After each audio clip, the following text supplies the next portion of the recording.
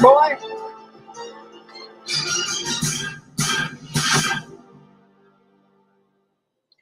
Welcome back to Truth Quest. My name is Aaron Moriarity. I will be your host.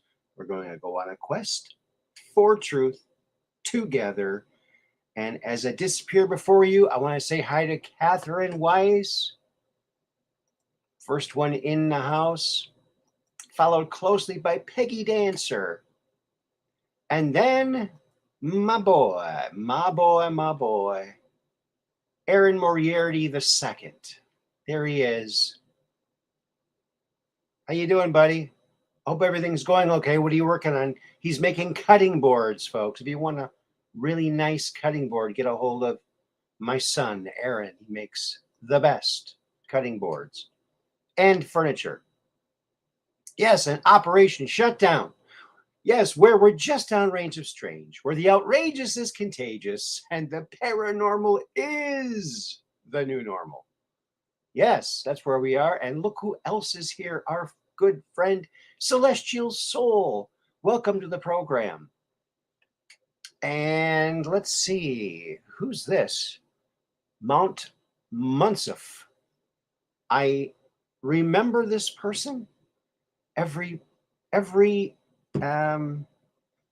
Yes, it's in there somewhere. Fireman Mike is here. Oh, I wonder where he is. Hello, Amrose. Well, he's probably lurking somewhere. So hello, Fireman Mike. That's awesome. Amrose, son. And Peggy Dancer. Let's see what my boy says. Made a wooden sword for the kid. Hope he doesn't hit anybody. Better put a foam tip on that thing. Maybe a foam tip would work. You think? Make it a little more safe. Balsa wood, but it wouldn't last long, right? And everybody's comfy and cozy. There's Free Range Brain. Howdy. Howdy, Mr. Free Range Brain. Hello, everyone.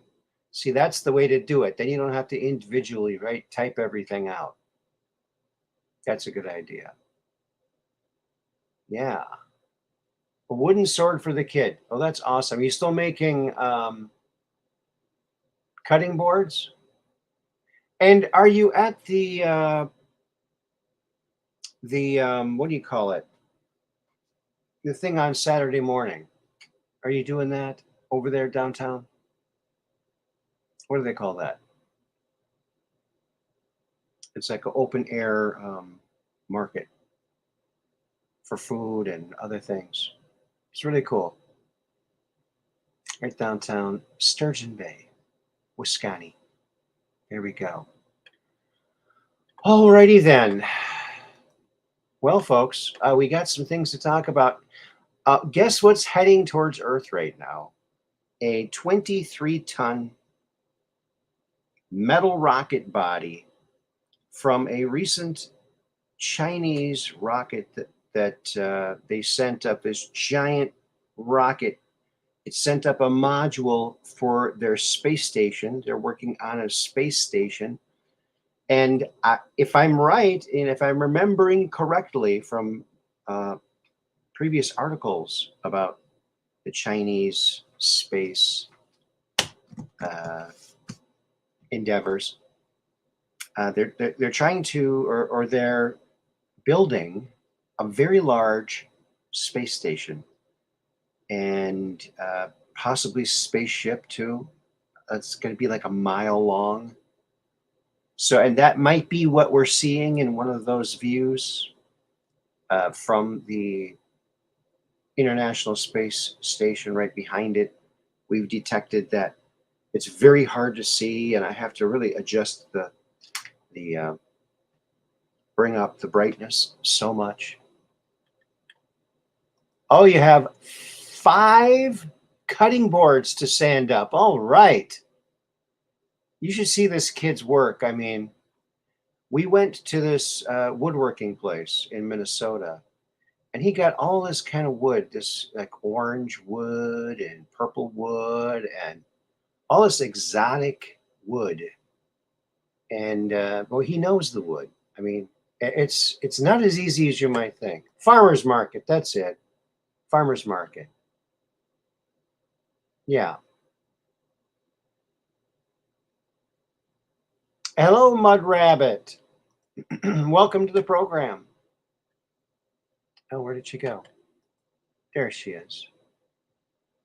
Awesome. I like that rabbit with the glasses. That's awesome. Yes. And Val Hall, welcome to the program. Oh, your cutting boards need sanding also. I guess that's what you can do for cutting boards. You can just sand them down to the next level when they get a little older, eh?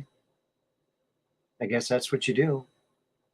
Um, I don't think I have any cutting boards. You know what I do have, and it's something my son made. It's like a pizza thing that you take a pizza out with. He made it in school, actually. I use it every single day. So it's cool to use something that my son made every single day.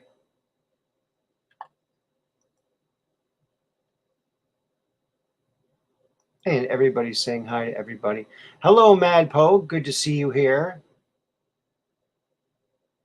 Yeah.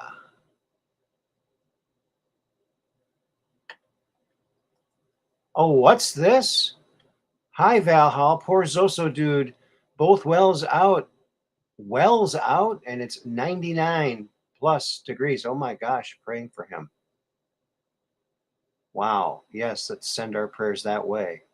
It's a nice cool rain or something over there.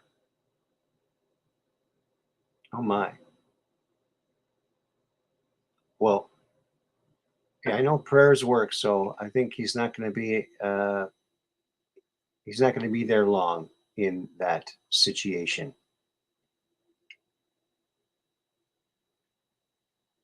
Good to see you too, Mad Pogue. Good to see you too. All right, well, let's get into this.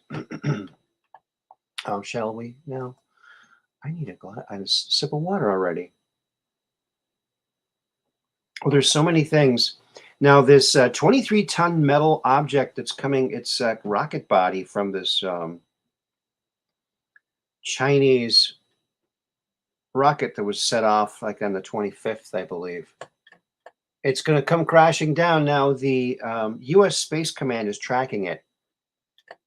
Shouldn't the Chinese be tracking it? I mean, you'd think, right? I mean, wouldn't you think? Oh, there it is. So here is that little rocket that they got, that big gigantic rocket, and they're sending some big ones up there. They're really building this thing out, and I wonder if it's what we're seeing that you've seen on this program. Um, I guess a couple months ago, perhaps, when we were looking at that ISS footage all the time and finding those things hidden in the darkness. Very interesting. Looks like they're building it totally in secret up there, cloaked in secrecy. Oh, that's fine. It's a good place to be secret up there in space. Just don't do anything nefarious, all right? So that thing's going to come down. Now, U.S. Space Command is tracking it. However, they have no clue where it's going to land. Well, what good is it to track something if you don't have any predictions? However, they say it's like 2/3 more likely to fall south of the equator rather than north of the equator. So we'll see. We have Space Force. Yes, Mud Rabbit. Yeah. And somewhere signing up in Space Force is perhaps. Oh, oh, my son just sent me some images. Oh, my goodness. Let's see here. Oh, wow. Well, I don't know how to do this. except to show you like this. So let's see. So here is that wooden sword. That looks pretty cool. Looks like it's on a table that you made too. Are those bullets in acrylic in that table, AJ, or bench or whatever that is? So that's that.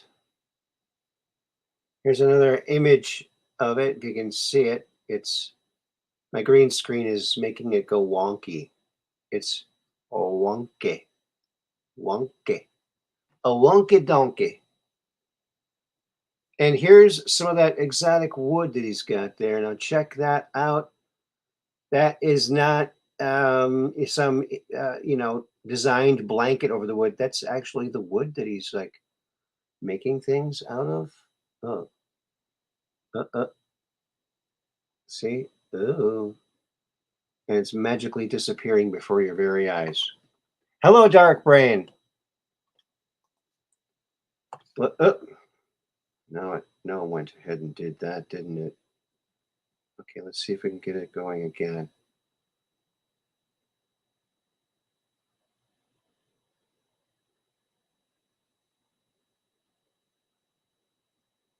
Looks like he's got it all clamped up. He's making some. Are those the cutting boards? My goodness, look how intricate those are.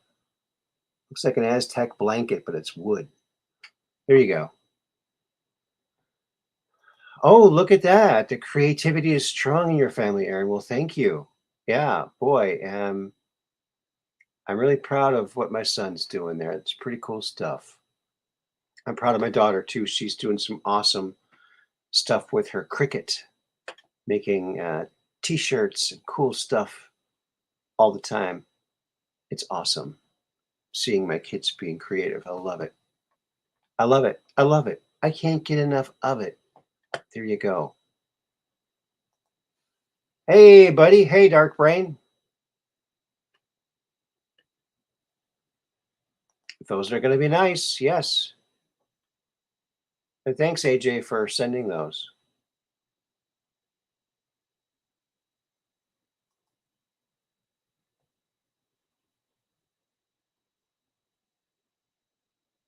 Yes.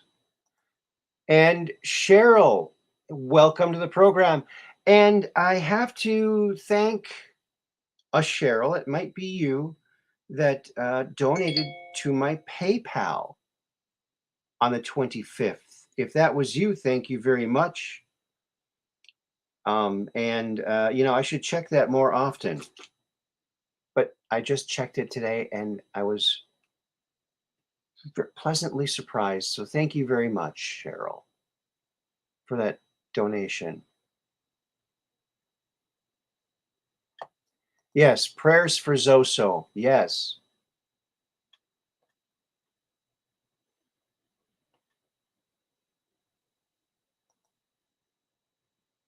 Woodwork is cool as heck. Those are very artistic. Yes.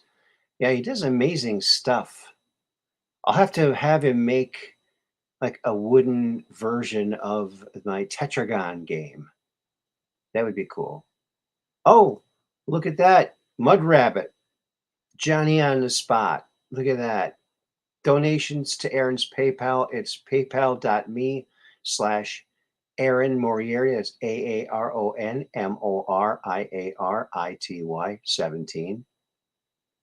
You send it to friends and family. There's no fees. Cash App is the cash symbol. Truth Quest with Aaron. That's AARON. Truth Quest with Aaron. That's that. Thank you very much, Mud Rabbit, and thank you, Cheryl, for the donation. Thank you very, very much. Oh, and you're very welcome, she said. That's awesome. All right. So now, I'm gonna throw the number in the chat, but we're gonna start taking calls earlier today if you want. Oh, two more images. Two more images he sent. My goodness. Might have to turn. Oh my gosh. Look at this. Oh man. You guys, check this out. I don't know if you can see this or not. What is that? A table or is that a cutting board?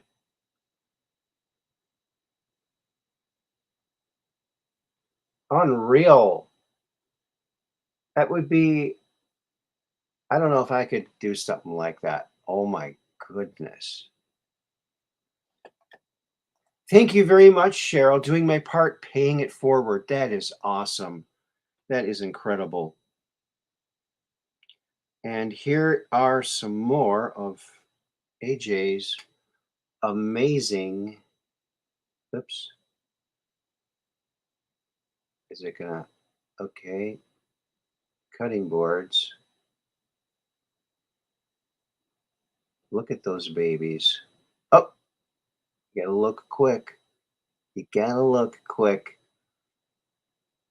Yeah, the time distortion on this spaceship is kind of wonky, and I'm fading in and out. I think I might be holographic. I think I might be holographic. There's a strong possibility. Now my phone doesn't turn anymore. It used to turn. Used to be able to turn it, and it would like turn. Doesn't do that anymore. I'll have to talk to my daughter. She's the phone expert. Oh, oh, oh, oh, oh. It's, come on. See? My phone is holographic. See him? Oh, too hard. Too hard. Too hard.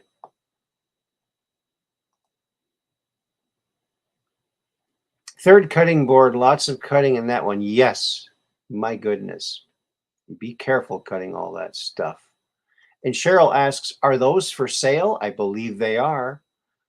Are you at the farmer's market?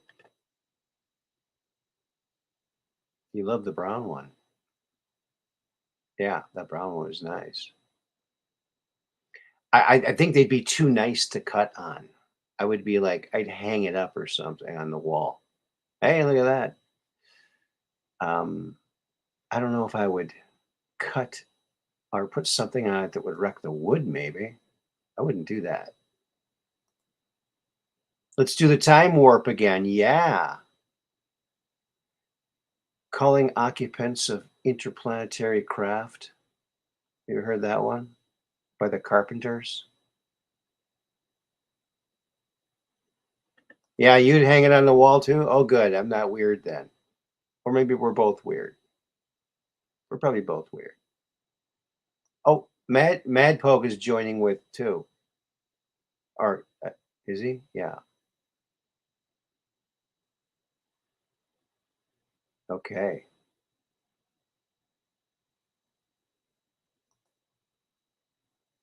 All righty then. So let's see what else we have here for you. They are for sale. I haven't had time for the farmer's market. Okay. Well, good. Then I haven't missed you there. Yeah, you have to call like the day before or something, or like 2 days before. Oh, Mad Poke, the Carpenters was a cover? You forget who did the original? Oh, really? Well, that's interesting. I had not heard that. Hmm.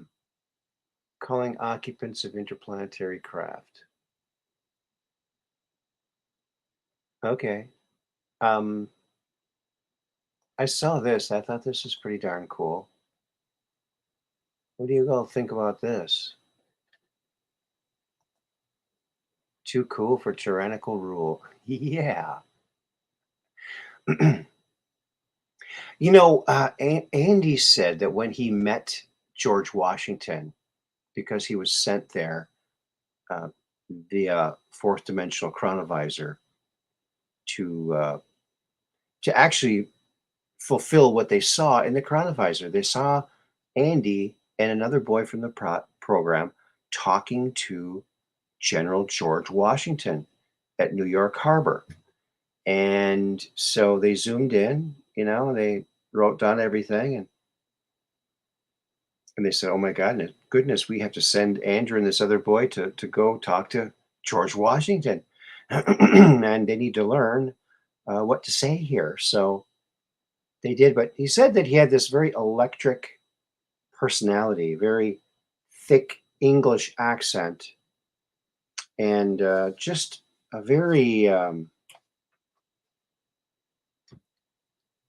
I don't know, like an electric personality, very impressive in person. So yeah, and he kept saying, "Are you boys angels?" "No, sir. We're young boys from your future, from 1971." Hello, Andre Little, from 1971.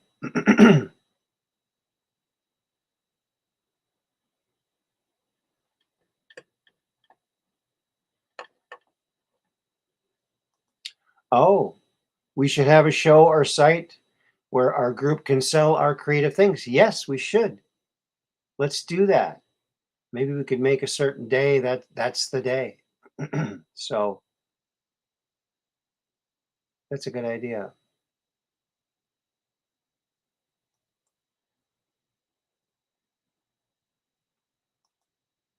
Well, I'm doing good, Andre. My son's in the chat, and we're having a good old time here with everybody. Everybody's here. There's my son doing it the quick way. Hi, hello everyone. That way you don't have to write everyone's name. Pretty smart, I'd say. Saves on the typing. Yeah. There it is. Too cool for tyrannical rule. I thought that was a good one. Worth posting. And George Washington was a great guy, I guess, according to Andy. And he said that there was only one other person that he ever met that had that same kind of electricity, that kind of air about them, and that was Jesse Ventura. Think about that. You know? Hmm. Makes you think, huh? You don't mind the typing. Okay. Well, um, I'm not a very fast typer. I only use two fingers, my two index fingers. Um, I never took typing class because back when I went to school, there was no such thing as confusers yet. So I had no idea I'd be working at a keyboard every day. No clue.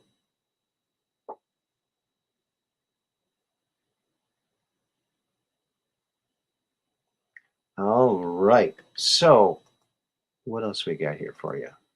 Let's check, shall we? I don't think we have a choice. I just don't think. You know, I want to take a look at this. If you saw the thumbnail for this evening's show, it's a picture of Pluto. I mean, I think it's a planet. I don't care what anyone says. It's a planet, all right?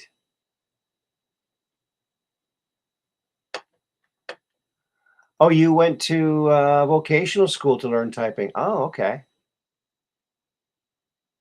Yeah, I just I took shortcuts. Like I took all of the keys off of my keyboard and put them all in alphabetical order, and that turned out not to work very good. So didn't work so good. But there it is. That's Pluto. And you know what's really weird about this picture of Pluto? It's here it is. Okay, gonna get to it here. Like right over here, it looks very interesting. Like there's something over there, maybe. I don't know. But apparently, this surface is constantly changing. It's like frozen ice crystals or something and flowing. You can see where it gets liquid, or maybe it's a ice flow or something. But very hostile. But almost looks like trucks and cars parked over here. Oh, oh yeah. It's already fuzzing out, isn't it? Yeah, those are probably just boulders. I don't know, not trucks.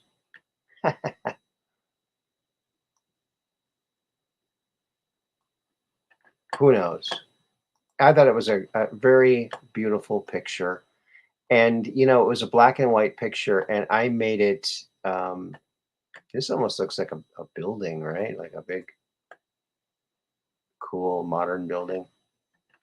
I gave it a sepia look. So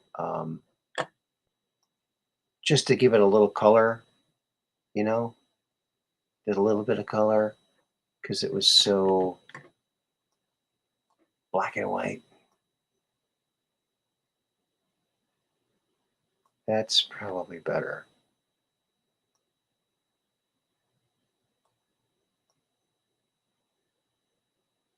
Yeah. So that's Pluto. Beautiful Pluto. And I say it's a planet, darn it. It's a planet. Okay. Like reclassify it back as a planet, will you? Will you now? Come on now. Make it a planet again.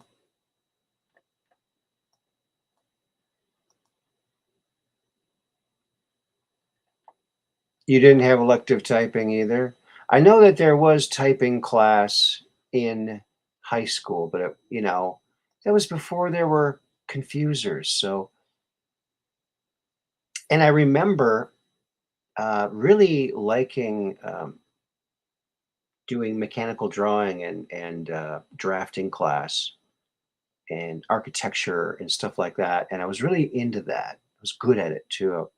You like roll the pencil as you go. You have to rotate the pencil as you draw so it wears evenly and it doesn't give that flat edge.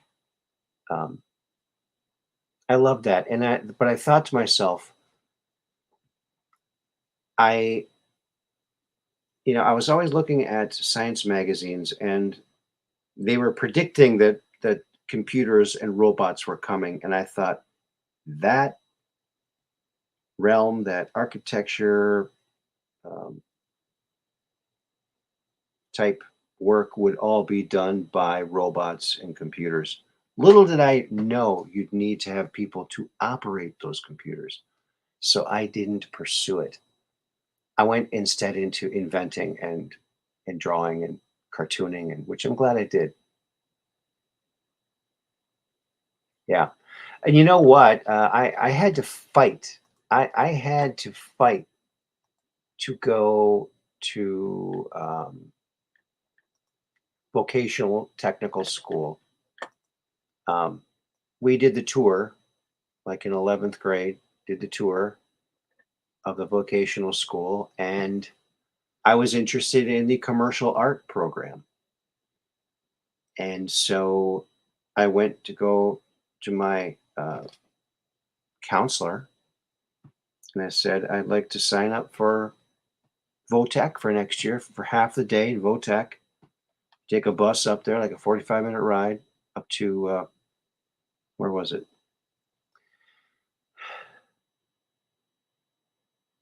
Up north there somewhere. Um, it'll come to me. Anyway, but my guy said that they're not offering that to the school. I said, yes, they are. I just got back from the place, and that's one of the ones they said they're offering. Nope, sorry, pick a different one. You want to go into cooking class or this class or that? I said, no. I want to go into commercial art. And he started getting huffy with me. And I stood up, I said, that's it. I want a new, what do you call it? Guidance counselor. And someone said, okay, I'll be your guidance counselor. And signed me up right away. No problems. What was that all about? It's our good friend, Max. How you doing? Yes, hello, my friend. How are you doing? Good. Oh, good. I've actually made a lot of improvement health-wise. Oh, good. And my legs, I guess 95% stopped weeping. Oh, okay. And most of that's in the last day. All right. So it's improving rapidly. And of course, with less pain, it's easier to get more sleep. Of course, sleeping is very conducive to healing. Oh yeah, yeah. Well, good. I'm glad I'm glad you're on the mend. Yeah, definitely. It's trust me. I've said quite a few prayers about it. That's good. That's awesome. And I know my prayers are always answered. So I knew it's just a matter of how long it would take. Mm-hmm. Well, we're praying for you, buddy. Keep praying. Thank you. Keep praying, prayer warriors out there, for Max. I tried to call you yesterday. I guess not yesterday. Monday. Yes. I get busy. Yeah, I just I did not see that until it was too late to do anything about it. I've been pretty busy. I had to bring my car in, and I got this loaner car. It's a Chevy Cruze. Boy, those are small cars. Very small cars. What's wrong with the car? Well, I had the door smashed in. Oh, yeah. I remember that now. This fella smashed the door, and it was like completely smashed in. I'm surprised that the window even kept going up and down, but it did. But that's in the shop for maybe 3 days. So I got this loaner. Yeah, for 83 days, you say? For 3 days. 3 days. 3 days. Oh, okay. Yeah, I've already been to Mexico and back, so that's quite a from Wisconsin. That's quite a ways. Yeah, that's a good trip. I don't think I have a mileage limit, so I'm taking it to the limit. Just kidding. No, I didn't. Yeah. I would never do that.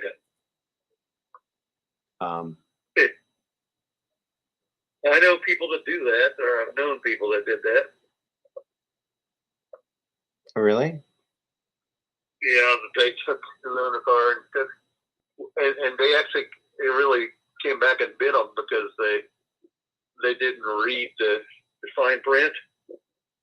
Mm-hmm. The fine print says if they have more than what's considered a reasonable mileage for driving around to work and back, it will be charged to them at some huge, 26 cents a minute or a mile or something. Oh, okay. So they drove it for thousands of miles all around and ended up getting a nice additional $600 bill. Oh no. Yeah. I did when I was working at Hasbro, they flew me out there. They moved me. I got the executive move. They put me up in a condo, and they gave me a rental car. After about a month, my manager comes up and he says, "Hey, Aaron, are you still driving that rental car?" I said, "Yeah, yes." He said, "Oh my, I think you better turn that thing in." So I turned that thing. It was a Chrysler K car. It was a great little car, but then they weren't built very well though. They're very lightweight. Oh, this one, it was a trooper. The ones I've seen. It was a well-built car for the day. Okay. Wow. It really, I mean, I wasn't easy on it, so it was pretty good. But after that, I got my first Fiero. So that was... Well, my first major job after college, I actually got as a temporary worker because I was interviewing other places. Meanwhile, in my hometown, there was a chemical company hiring, but it was for a temporary position. I said, well, I know how to do that. I'll apply for this. When I got the job and they started sending me all over the place, and they gave me a rental car, and after I was doing this for about 2-3 months, and I came back and they still, we'll keep the rental car because we're going to send you some other place, right? Well, they didn't end up sending me to this other place, but they had told me to keep holding on to the rental car. Okay. And finally, I'm talking one day and says, what's that car out there? It's like, that's not the rental, is it? I said, yeah, you told me to keep it. Now I had an extra month and a half. There you go. You told me to keep it. Uh-huh. Oh my God, we need to turn that in. Yeah. Yeah.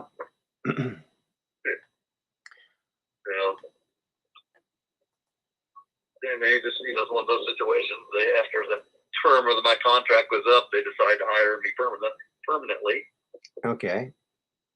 And then I began my rise in the company. Within, let's see, how many years did it take? In 4 years, I was reporting to 3 separate vice presidents. Okay. And a mid-level manager all at the same time. The mid-level manager couldn't handle it, even though I thought the mid-level manager was a great guy, great mentor, and he just couldn't handle the fact that these things were happening for me. I didn't bring them about, really. I had made some projects work, and different vice presidents took notice of them and said, we'd like to, help you. You're going to report to us on this project, right? Right. One of those deals. Yeah, well, yeah. And there's always egos. When I came into Tonka Toys, I was hired away from Hasbro. And I found out shortly after I got there, that the position I was filling, which was an in-house inventor position, that they'd offered that to all the other designers. They tried them out for the part, and none of them made it. Then they brought me in. So everyone didn't like me from the get-go because I got the thing they didn't get. It's like, oh, gee. Yeah, that was lovely. But the problem, especially in a field like that, in industrial design, like I worked for Hasbro, Tonka, and half a dozen invention firms. What happens is the designer has some good designs. They get pretty soon there's a senior designer, and then the only thing after that is a manager. Well, being a good designer doesn't necessarily mean that you're going to be a good manager. It's a completely different thing, right? So when I was at Hasbro, they created a super designer position so they could give one of their designers, a pay raise, but still keep him on the board. Instead of, he said, look, I don't want to be a manager. I really don't. I want to stay on the board. They said, okay, well, we want to pay you more, so we'll pay you more and give you this new title, and here you are. Hasbro was really good about negotiating with people like that. Very, very excellent company to work for back then. Yeah,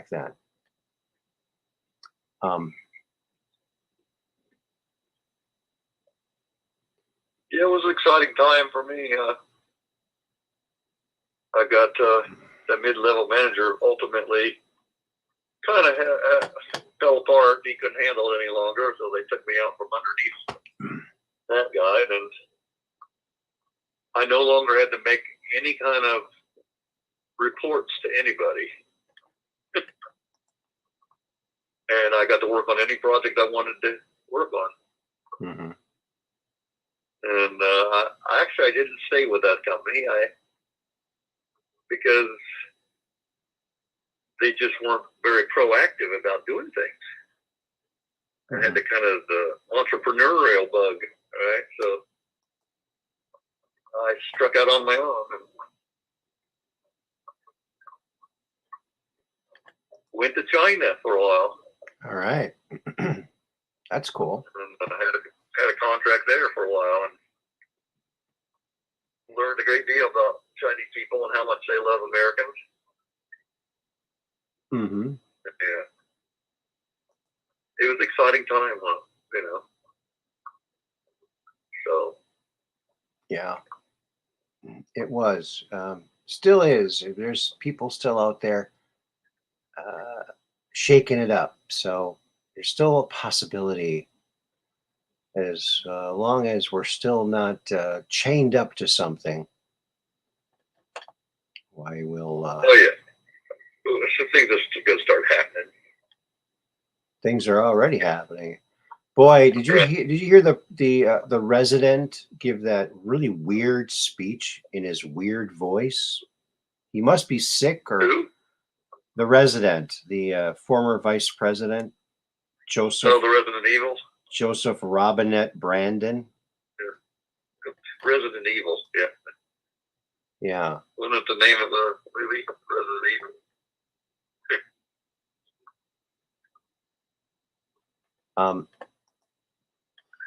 There was Didn't Trump have a rally in Washington? tonight. No, just a couple of days ago. I think he was in Arizona. Could have been in Washington. It was Oh yeah, Washington Washington, D.C. D.C. Yeah, it was. He was in Washington D.C. That's right. Yes, he was.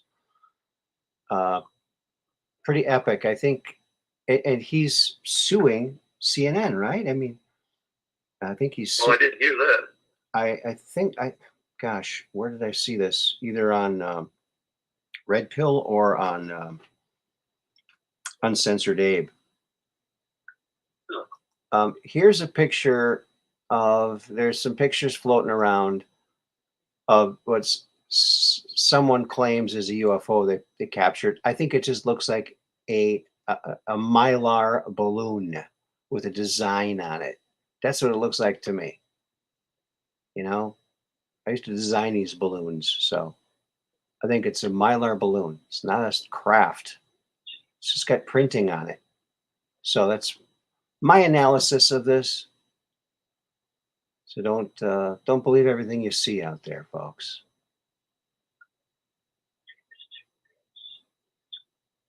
Continuing to do some of my research with all these wildfires.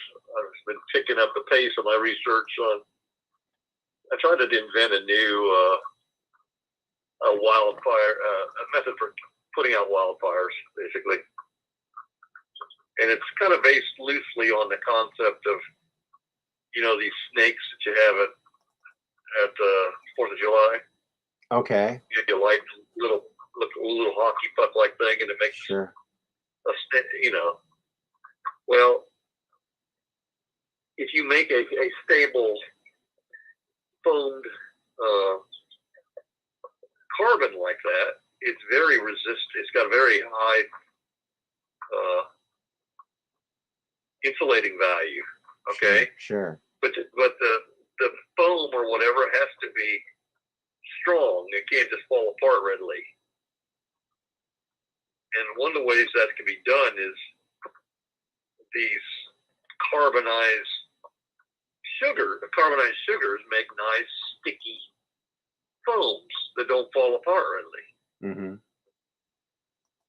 And then I want it to be, when you drop it out of an airplane, I want it to go down, and when it's almost into the flame, I want it to go, poof, and suddenly have almost an explosive Yeah. So it kind of covers an area, maybe, I don't know, 8 of a square mile Mm-hmm. with this foam. And it kind of smothers the fire. Yeah. And if you did this in a big line with a plane doing this and another plane behind it, reinforcing it, it can cut off one area of a fire from another. Mm. Okay. And ideal, I haven't figured out exactly until I actually do some experiments with it, is then, I don't know, he might follow up with another plane that drops water on top of that now to cool it down. Okay. But the whole idea is, if you can divide a fire like that, you can bring it under control rapidly. Sure. You keep dividing it and dividing it and dividing it, and then it basically loses its ability to spread as fast. What about something that you throw into a fire and it like implodes, like sucks everything in, and maybe it's suck the life That'd be out quite of, a trick. suck the life out of the flame there. A black hole, I don't know. not too good for the environment. Oh, we suck the planet through the.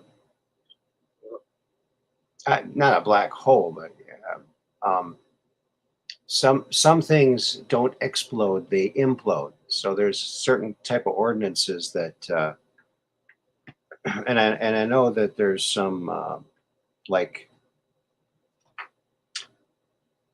what are they, like tanks, like these reinforced metal tanks they use on airplanes. They're using them in the air car, and if they can't explode, they will only implode. They'll like suck into themselves. They won't really explode, just suck in. So if you could have something that sucked all of the air out of the area, the fire might. Well, Biden sucks all the air out of the room. Yeah. Boy, he sounded really weird today. Perfect for the job. He sounded really weird, and he was supposedly giving a live speech to this police thing, and it was definitely edited. It was an obvious edit, and he only blinks a couple times through the whole thing. They have him on something. Do you remember that Star Trek where one of the former captains, I believe, was on a planet and the planet wasn't advancing, so he decided to, start Nazism, and Oh yeah. it went a little out of hand, and they kept him just barely alive and put him in front of the camera. And they put the microphone in front of his mouth so you couldn't see that his mouth wasn't moving. And that's what I think is happening with Brandon right now. That's to that point right now. It's kind of scary. Halakayu Harris, welcome, buddy. He's back. Yeah. Robo Biden, yeah. His voice was really. Robo Biden. Yeah. Mud Rabbit said that. That was good. That's cool. Yeah. And Well, there's. Ross Perot had a name for him. That giant sucking sound. Remember? Oh yeah. Yeah. Did you know that he was actually on the surface of Mars with Andrew? Mm-hmm. Yeah. Ross Perot. Ross Perot. No. Yeah. Really? Yeah. And Ross Perot was. He was a time traveler? He went to Mars with Andy. He was in the Mars program. Oh. Well, he was actually quite the extraordinary strategist and soldier. And he was about ready to put his fortune into Andy's race to get in. Wow, that's interesting. And then he died. And then he died. Think about that. I wonder how that happened. You know? Well, Ross Perot had people stuck in Iran during the hostage affair, Mm-hmm. and he led the team to get his employees out. Yeah, right. Uh-huh. That's what a true leader does. Like Trump says that, they had a plan to leave Afghanistan with dignity. They were going to take every nut and every bolt. They weren't going to leave 83 to 86 billion dollars of our best equipment. Better than the stuff What our kind of people. idiot does that? Yeah. Yeah, only one. Yeah. But when Trump was president, General Milley suggested that same plan to Trump, and Trump said, "You're crazy. What? Just leave the planes here and not even bring pilots to fly them away? What are you talking about?" It's totally irresponsible to their oath. Well, how the question? Responsibility, everything. The question is, how long will it be before those weapons are launched at us? How long will it be? The time There's so many reasons why that's stupid. Yeah. It's ticking. The time is ticking. And eventually that will happen because these people hate America. And now they have our weapons. So guess what? Oh, yeah. You fly a whole bunch of them into the country and you give them money too. And yeah, it's what could possibly go wrong? Everything. Right. Everything. That's why find yourself some America First candidates and elect them in, and you will be happy. There you go. That's Has there been any recent drops of any kind that are? I haven't seen any. I haven't heard of any. Here's an interesting meme. Okay, where's your flipping spray bottle now, Karen? There's a little house cat screaming. There's like a mountain lion right outside the patio door. And the mountain lion does not look happy. It's a hilarious picture. So I like that one. That's a good one. Cats are so goofy. I feel so sorry for cats because they never existed in nature, house cats. We created them. So I feel bad. I feel bad for them. They have no place in nature. There are feral cats now. Yeah, dogs too. Yeah, and a lot of horses. Yeah. Sorry, I had a mosquito bite my wound. Oh no! How dare him? That's not good. Yeah, that's not cool. If it's sounding weird, it's because I dipped down and there's a fan. If it sounds funny when I move. Okay. Here, I'll show you. Here's the fan. All right. So, okay. I assume it sounds strange on your end. Yeah. Kind of fat. Okay. Yeah. Okay. Kind of like that. Okay. The fact checkers are out in force these days, and I shared a meme. It showed two Time magazine covers, one from 1977, I believe, where surviving the coming ice age, and the next one was a modern one, global warming. Well, the fact checkers are out there. I think the meme was actually made by the left, so they could fact check it. I think that's where they're at right now. But apparently, they changed the headline of the 77 one. But I got curious and I looked up. Okay, where? Because I remember from back in the 70s. I remember them talking about the ice age. So I did a little search, and the fact checkers can go, pound sand in a rat hole. We're actually still coming out of the last ice age. So here's something from 1971 from the Washington Post Times Herald. Okay. July 9th, 1971. U.S. scientists sees new ice age coming. How do you like that? By Victor Cohn, Washington Post staff writer. The world could be as little as 50 to 60 years away from a disastrous new ice age. Okay, 50 years from 71 is, what is it? 2021. 2021. So not 50. I don't think it's going to be 60 either.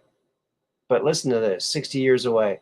Could be, okay, could be as little as 50 or 60 years away from a disastrous new ice age, a leading atmospheric scientist predicts. Okay, Dr. S.I. Rozul of the National Aeronautics and Space Administration and Columbia University says that in the next 50 years, the fine dust man constantly puts in the atmosphere by fossil fuel burning could screen out as much sunlight, so much sunlight that the average temperature could drop by 6 degrees. This is all could or might. Right. If sustained over several years, 5 or 10, let's get something clear. Nothing is ever sustained, especially not for 5 or 10 years. Okay, so this is all just junk. I can't believe they even printed it. Yeah. He estimated such a temperature decrease could be sufficient to trigger an ice. Could be sufficient to trigger. Right. It's all just nothing. Same with the global warming. It's just a bunch of word salad that people think means something. It doesn't. It's just another way to tax the heck out of you and put more control on you and tell you can't build that factory because there's a little butterfly that only lives here. Yeah. Right. Yeah. I don't know. So there's that. I'm not going to read the whole article, but there it is. You can screenshot it. You can look it up yourself. And that's not the only article about ice age prediction from the 70s. So fact checkers beware.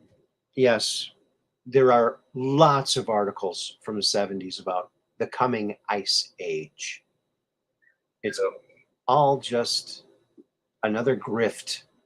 Just another grift. Yeah, Mad Pogue's got it. He says, the ice age is coming. The sun's zooming in. Yeah, that sounds familiar. Yeah, here's more. Meltdown expected. The wheat is growing thin. What song is that? That's from a song, isn't it?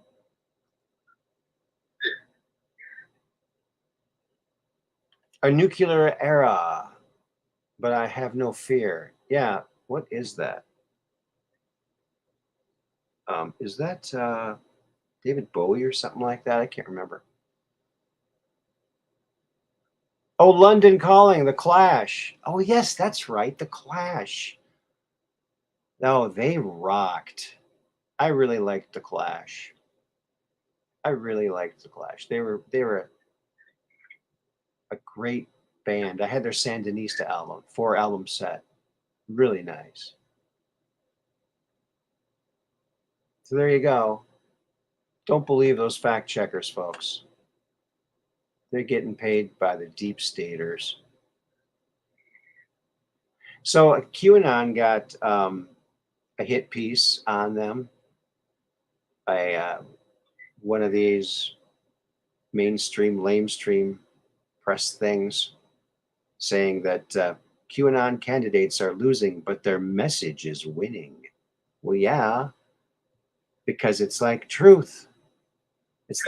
There's no mystery to it. There's no danger to it. It's just the truth. Researched truth. There's nothing wrong with that. Nothing wrong. Light always cuts through darkness. Yep. That's right. Darkness fades when light is shined on it. Exactly. Yeah. Yep. Let's see what else we got here for you, folks.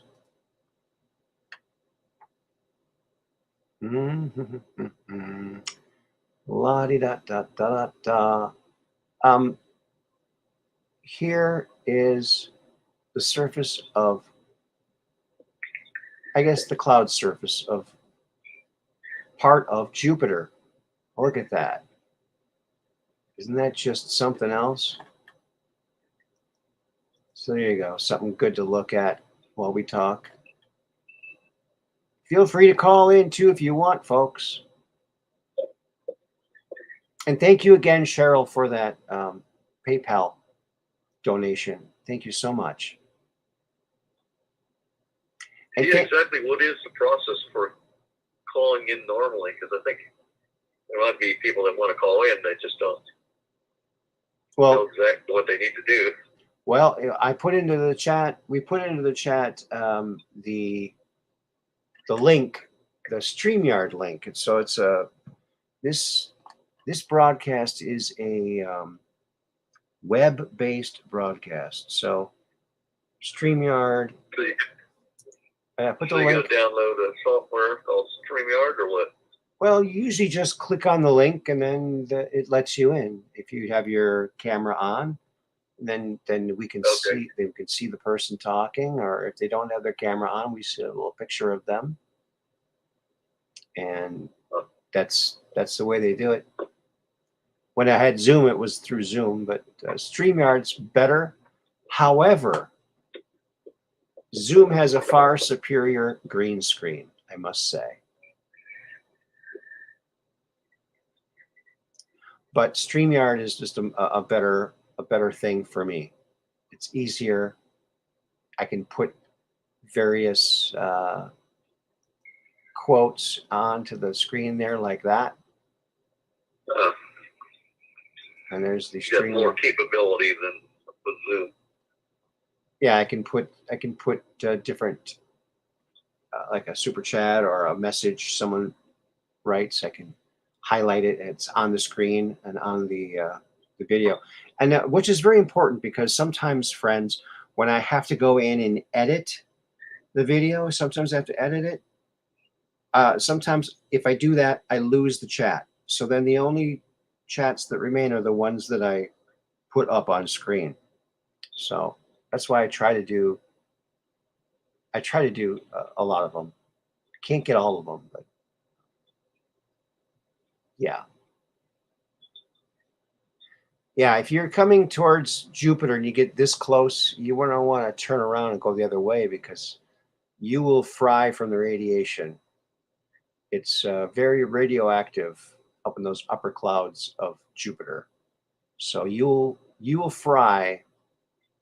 You'll be a radioactive, crispy critter before you even break the top of those clouds. So you don't want to do that. But it's pretty to look at. Just don't go there. You can cross the bridge, but don't go near the water, right? Yes. So now you talked a little bit before about some projects that might be coming your way. Have those things progressed, or has your health kind of? Well, we're still waiting on funding. Okay. And of course, depending on, there's a variety of funding packages that we have already been filled out and supposed to be coming our way. And depending, some of them are very structured that tell you which are for specific projects, and that's the only thing they can fund with it. And others are more open, where the principals can choose what priorities they want to put on it. So it depends exactly which one happens. Well, it kind of makes it difficult for me to do any planning because I'm supposed to plan out a technical agenda and what kind of equipment we would need, what kind of personnel we would need. And it's very difficult if you don't even know what project you could be working on. Oh, of course. Yeah. But I do pursue I mean, I know there's certain projects that people want to pursue, so I do pursue research right now, more of a literature nature on everything related to that particular topic, you know. Uh-huh. But that's all I can do until we have some kind of a commitment one way or another. Is it going to happen soon? Well, sometimes we're told that's the case. Other times, most times it turns out to not be a false alarm, you know? Mm-hmm. Okay. So I don't know yet. All right. Did you buy your ticket for the $1 billion Mega Millions drawing? No, I didn't. Is there a big one out there now, or did I miss out? It's up to 1.02 billion. Oh, really? That's more. That's the prize, and it's to be picked on Friday. On Friday. Well, I still got time. I'll go out and get one. I do. I do pay the hope tax for sure. The after taxes, if you get it all in one lump sum, it's 690 million. Yeah, you always get the up front. Always get the cash up front. Never take the annuity, ever. You know why? Especially because of inflation. No. Here's why. The big reason why. If you pass away, it's non-transferable. Your winnings aren't transferable if you do the annuity, if you die. So I have a theory that these lottery people have certain nefarious elements in different vacation spots where people would go when they win the lottery. And especially and make sure you don't come back. Exactly. Exactly. I mean, now we don't have to give that guy $100 million anymore. Oh, he accidentally died. Oh no. Yeah, I always take it up front. It'll be a big, they'll take a big chunk of it out to give it to you, but then they have no incentive to kill you, right? Right. Otherwise, it's, I mean, they would save they'll just come to you for political donations. Yeah. Boy, Ron Watkins is putting out some good stuff. I'm telling you. What? So Ron Watkins, he's running for, I think he's running for state Congress or something. I can't remember what he's running for. But here's what he put out. Ron Watkins, Code Monkey Z. He was on the boards. He was an admin for the boards. So he says this: our country is under attack and the world's financial system has been taken hostage. We need politicians to stand up to the tyranny and fight back against the deep state. The deep state is manipulating currency exchange rates via Soros to benefit themselves and harm entire countries. The deep state is using influence via the WEF, the World Economic Forum, to get countries to adopt policies that are favorable to them and their interests, and to prevent countries from enacting policies that could harm their interests. All right, the deep state is using financial clout via companies like BlackRock to buy up key industries and assets around the world, giving them even more power and influence. Yeah, he's right. He's totally right. They've been doing it for a very long time. Oh, yeah.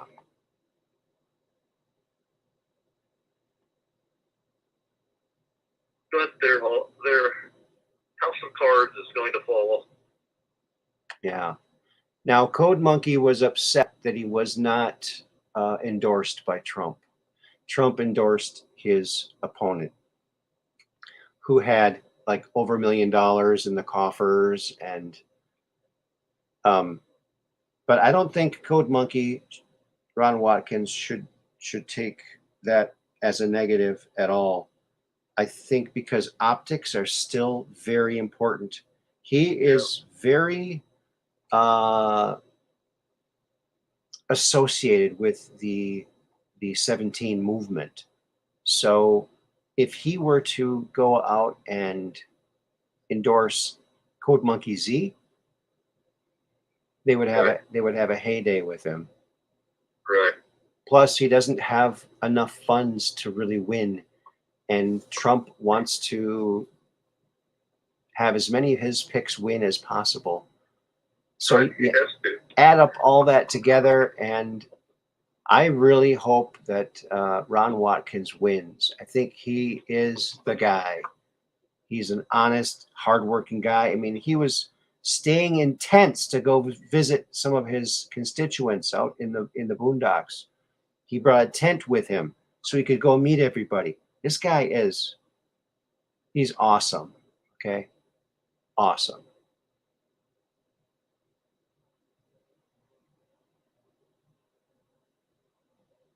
Yeah.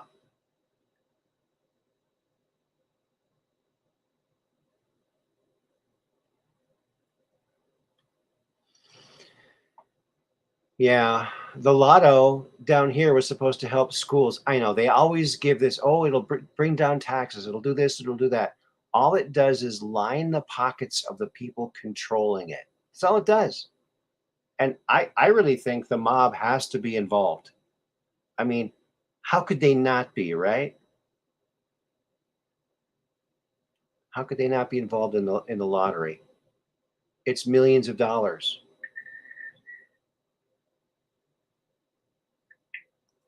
I think it depends on where the lottery is being run. There's states that it goes entirely into the education budget of the state. Mm-hmm. I think Indiana's one of those where I don't even remember the percentage, but there's some percentage that goes to the university, some percentage goes to the, elementary and secondary schools, and, I don't remember. Yeah.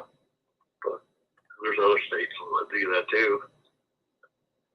So, there's some places that the only way they could get a lottery approved is by making sure that it went entirely to education.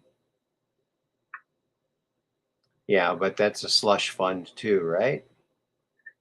Well, yeah, you still have to worry about corruption. Anytime there's big money somewhere, somebody's trying to get their hands on it. Mm-hmm. Oh yeah. Yep.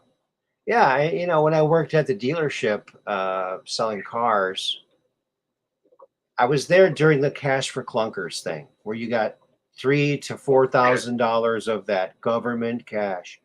Well, they came out of the woodwork, and people who never bought a car before were buying cars so they could get in on this deal and get this $4,000 from the government.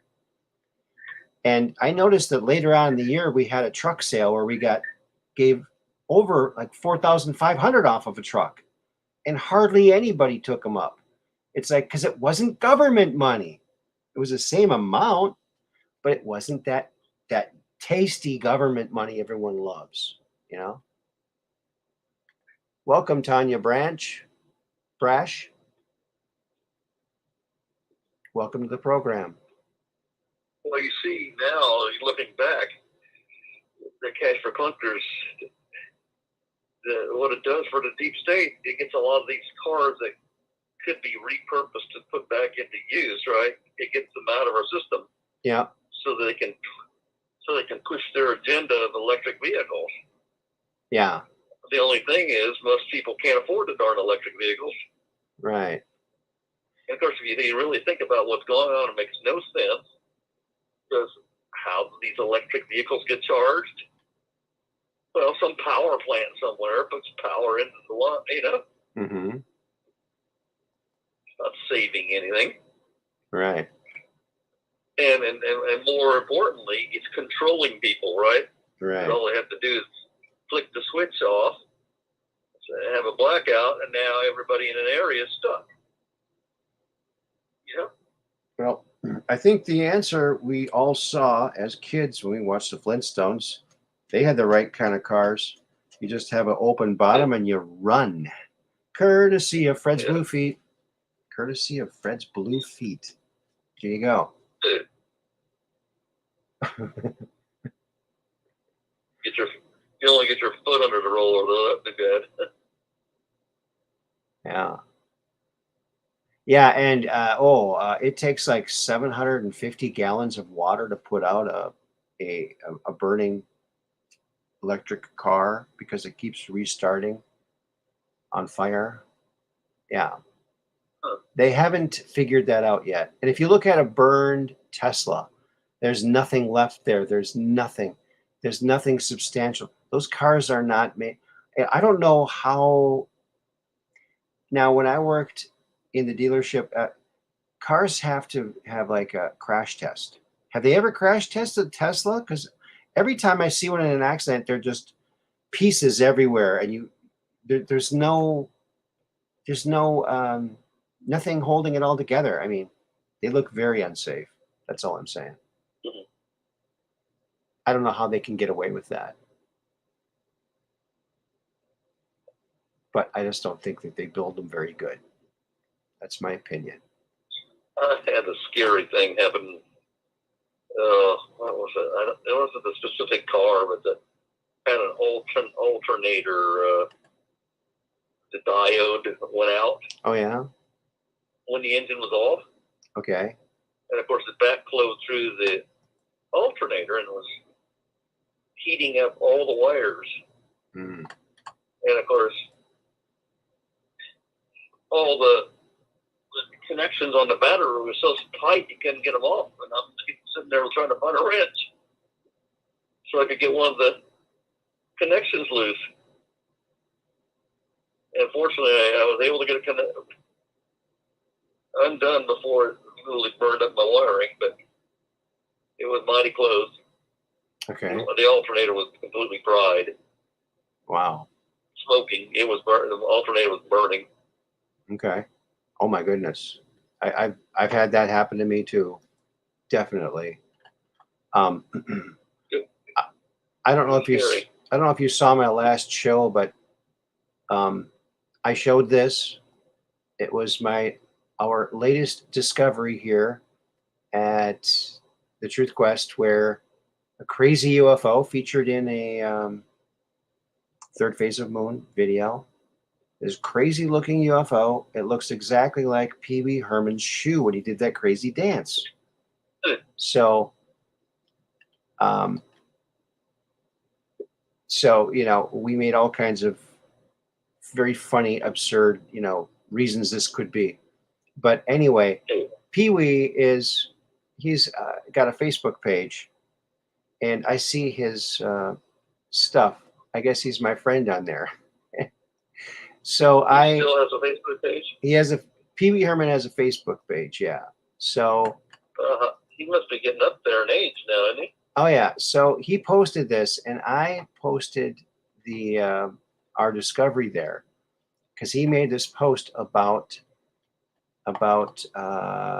it's the anniversary. Where is it? I got to get it up here. Okay, where is it? I have to get it so I can read it. Here it is. So here's what he said. Today marks the 37th anniversary of my first movie. The film's principal photography began on January 8th, 1985. And shooting ended March 15th. And there's Tim Burton and Pee Wee. And right down here is my little discovery of the UFO that looks like a shoe. And I said, Pee Wee, I think your movie had a galactic effect. Aliens seem to be letting us know that they loved your movie, especially the bar dance you did. Look at the shape of the UFO. The UFO was highlighted in a recent Third Phase of Moon YouTube channel. And I covered this amazing discovery on my show last night. So there you go. So turning on the Pee Wee fans to the Truth Quest there. Continuing my guerrilla marketing. There you go. Oh boy. I thought that was a pretty funny movie. There were some funny parts. There were some very slow parts, but it was all in all, it was a pretty good movie. Did you ever see Pee-wee's Big Adventure, Max? No, I remember about when it came out. No, I didn't see it. It was pretty good. A They had, classic. what, Pee-wee's Big Top or something? No, Pee-wee's Big Adventure. His bike. Well, I thought he had one after that, Big Top. He did, yes. But this was his first one. Yeah. This was just talking about his first movie. I wasn't a really big fan of Pee-wee Herman. No? A little bit too ridiculous for me. Well, It was pretty crazy, you know. His show was really cool. It had a lot of eclectic things, claymation, and a lot of creativity went into that show. And you know, he's just this crazy, goofy guy. I don't know. I always thought he was.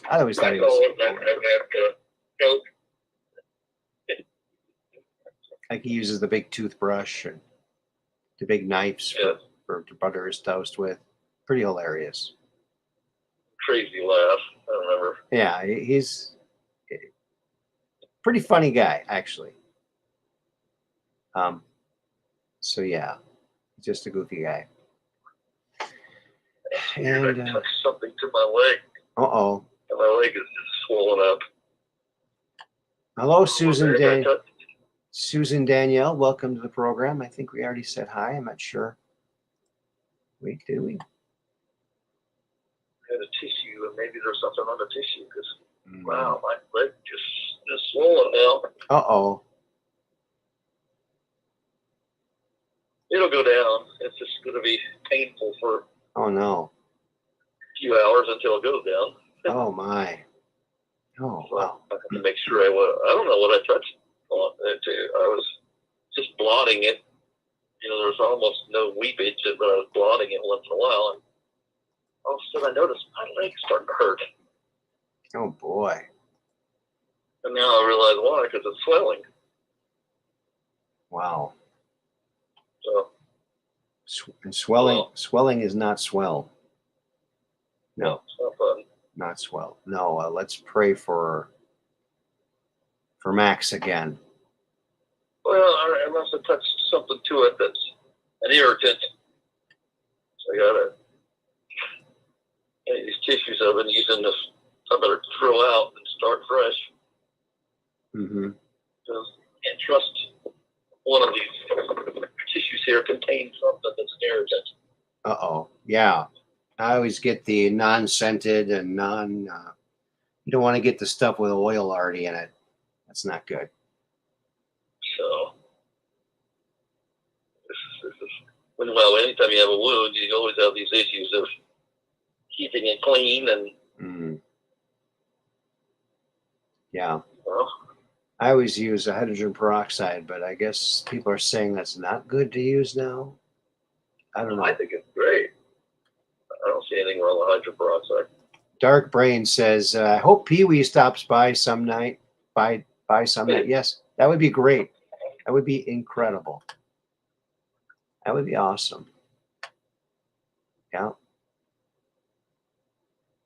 I mean, he really took that character and made it into something pretty big. I mean, you got to hand it to the guy. It's a really hard thing to do, you know, to create something out of nothing, you know. I bet Pee Wee Herman could give Hunter Biden a run for the money on his art. Oh yeah, he's an artist too. I remember Pee Wee used to do some kind of artist stuff occasionally on his show or whatever. Oh, he did? I I don't remember that. Kind of like finger painting and stuff. Mm-hmm. Cheryl says, maybe I'm remembering somebody different. Cheryl says, God be with Max. Surround him with your white light of healing. There you go. Well, thank you, Cheryl. Thank you so much. Well, that's a sweet thing to say. Thank you so much. Pee Wee Herman has more energy than make a difference. Yes. Pee Wee Herman has more energy than Biden. Everybody has more energy than Biden. But when he takes those ice cream flavored pills, then he's a little bit more cognitive. Okay. That was close. My root beer had just blown over. Uh-oh. Fortunately, it was an empty cup. Okay. That would have been bad. Yeah. Have you ever done that before? You accidentally knock over a soda into your laptop? No, that's never happened to me. Partly because I really don't use a laptop anymore. My confuser I have right now is elevated above the table surface about 4 inches. So it's above it. So if anything spills, it can't get up there. So I'm Fortunately, when this happened to me, I had just recently gotten into the laptop to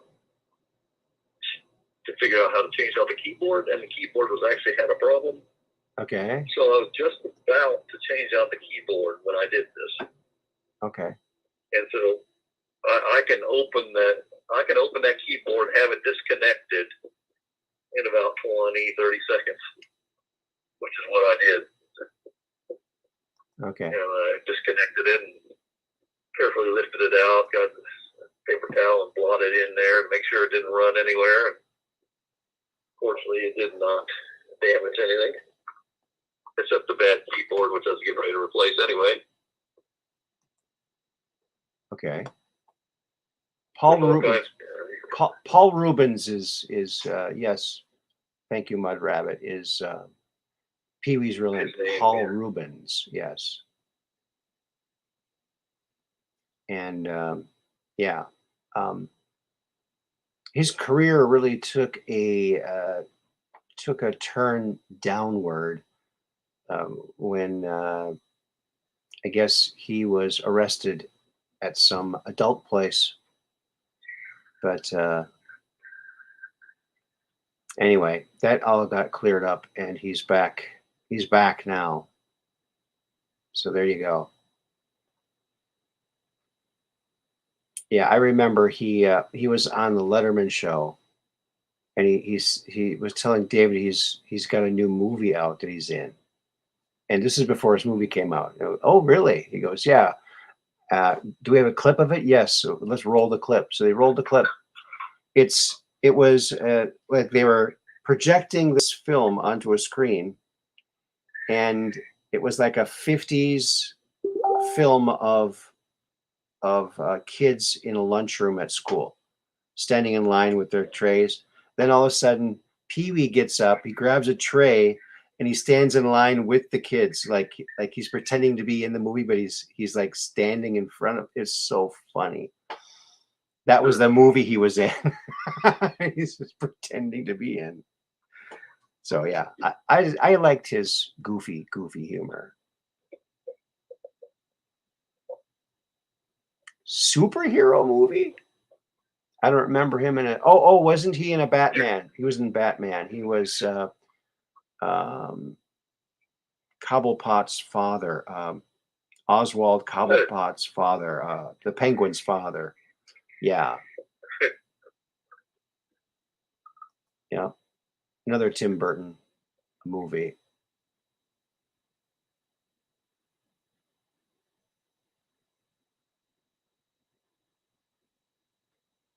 Madonna gave him a reprieve.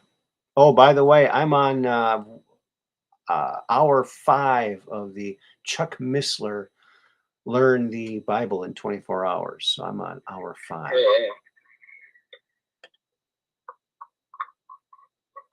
Yeah, so that's pretty cool guy.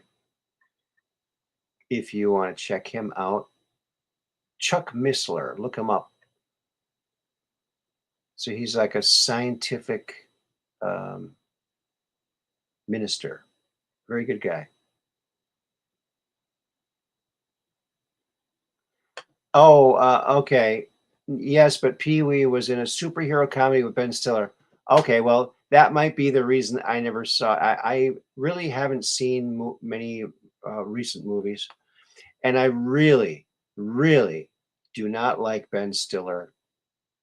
I just he's not a good actor to me. Not a good actor to me. Well, thank you, Mount Mosif. Thank you very much.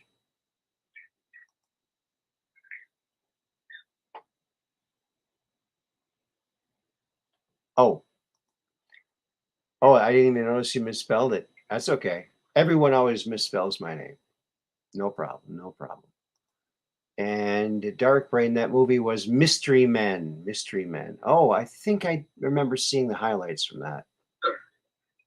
But I really don't see movies very much anymore. Kind of like lost their luster to me. So yeah, I just don't like watching movies.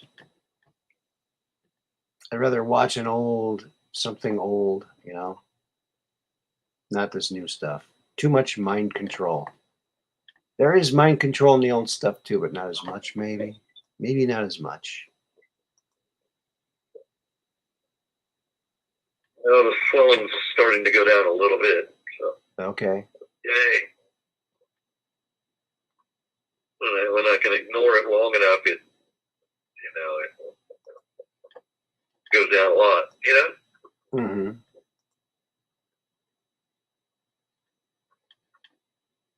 All right. Okay, Mad Pogue. Aaron, Truth Quest with Aaron, do you remember Jerry Stiller, Ben's father? Yes. I think I do, yeah. From our time. Yeah. I just don't think Ben Stiller is very funny at all. I don't know. Is it just Isn't Jerry Stiller the guy that plays the father on Seinfeld? Who's the guy that's the Seinfeld? No, the guy who's the UPS man. UPS man. The guy that's in Mall Cop. Mall Cop. I never saw that. Saw that movie, the Mall Cop? No, I never saw that. What's that guy's name? Jerry Stiller and Anna Maria. And in the story, he lives next door to Lou Ferrigno. Oh, Lou Ferrigno. Okay. So, oh yeah, Jerry Stiller was George's father on George Costanza's father. Seinfeld. Yeah. Okay. I knew he was on there somewhere. Yeah, he was actually a good actor, but his son, I don't know. Not into that. Not into that guy for some reason. Can't help it. I just can't help it.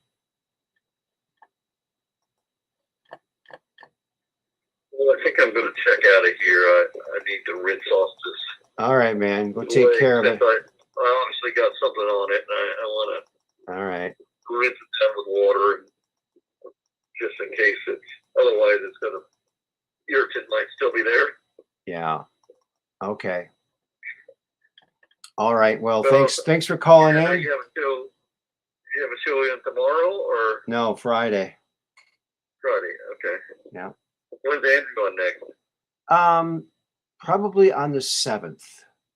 But okay. But I'll make the announcement. That's what I'm anticipating.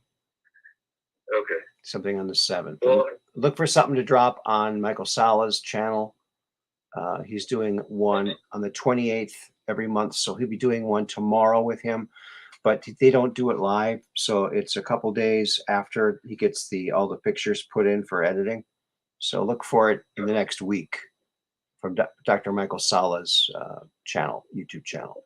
So thanks for calling in, Max, and I hope that you get that all shored up and get that healing. Thank you for all the well wishes. I really appreciate it. You're welcome. Take care, buddy. Okay, so have a good night. You too. Bye-bye. Okay, bye-bye. All right. That was nice hearing from Max. Yeah. Uh-oh, spam bots? Uh-oh.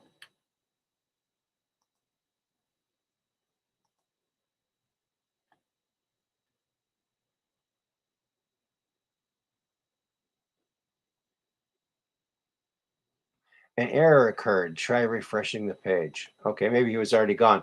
I think I tried to get rid of him, but he's already gone, right? Thanks, mods. You guys rock. Well, here's one of those mirror images. I thought it was a pretty cool one. But yeah. Thanks, mods. You guys rock. Yeah, whenever I am done with the show, I gotta watch because those spammers they put comments in the comment section as soon as it's done being live. So I have to hang out and monitor that.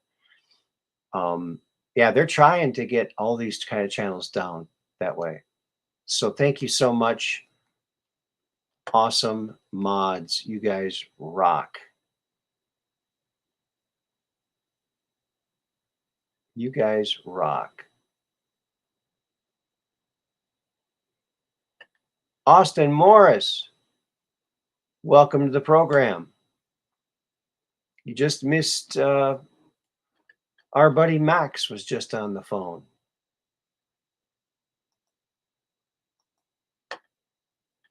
Yeah.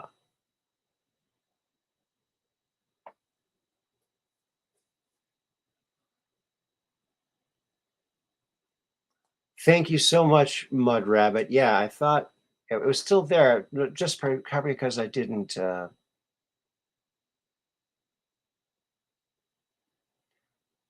refresh it or something. There it is, the call-in number.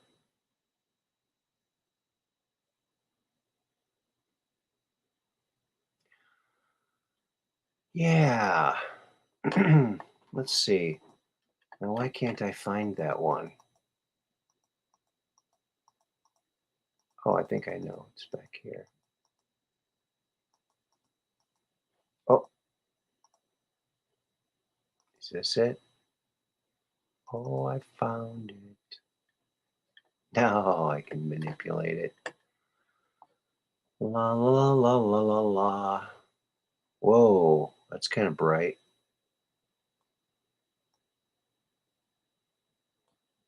Let's pump up the color a bit here. It's pretty spectacular. It's a very, very cool image, I think. This looks like some kind of spaceship taking off from this fort back here. Yeah, love it. It's pretty dynamic, don't you think? Pretty wild. Let's see here. Let's flip it. Whoa.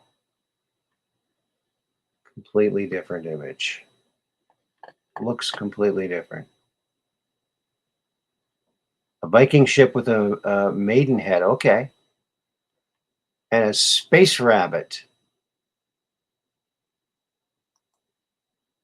Looks like a crown. Yeah, it did look like a crown. I flipped it though.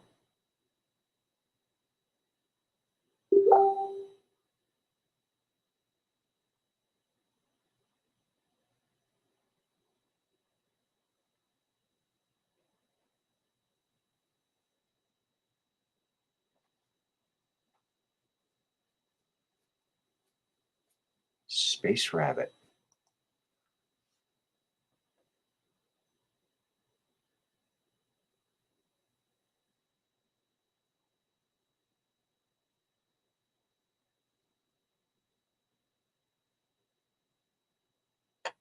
Uh-oh. It's Kitsy Witty.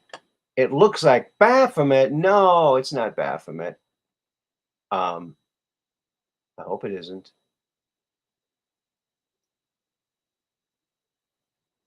Everybody sees different things.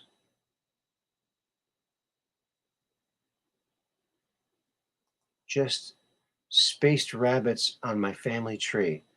I checked out my family tree and I found out I was the sap. There you go.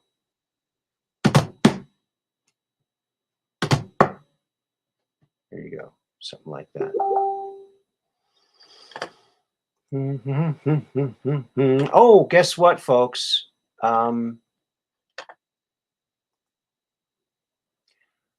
Corey Good has another update.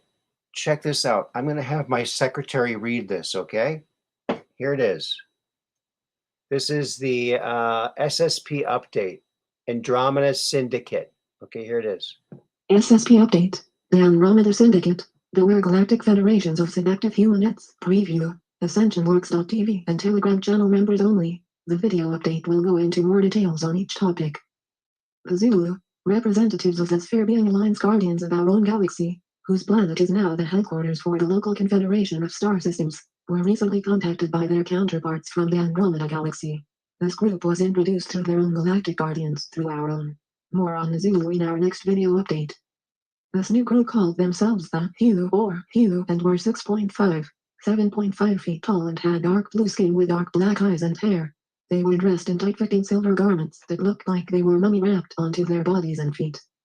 The huge eons of Andromeda's history that mirrored very closely what has gone on within our own galaxy and many others from our local galactic neighborhood. The Hugh recounted how their own galaxy has been fighting against their own AI prophets and groups like the Orion group in ours. The Hugh described how the outer rims of both Andromeda and the Milky Way have turned into the last remaining battlegrounds in these two galaxies. The Andromeda Galaxy had its own version of the Super Federation to oversee cosmic law and interstellar agreements while protecting the natural evolution of emerging civilizations. As in our own galactic Super Federation, the Andromedan Super Federation succumbed to corruption and began to rationalize their way around cosmic laws as they were more and more influenced by their version of the Orion group, who were Trojan Horse AI prophets. The Andromeda Super Federation was recently disbanded by their galactic guardians, and a new system of galactic management is being introduced with the guardians being in direct control. The Guardians are higher density, almost angelic, beings that work directly on behalf of the logos or personality of their galaxy.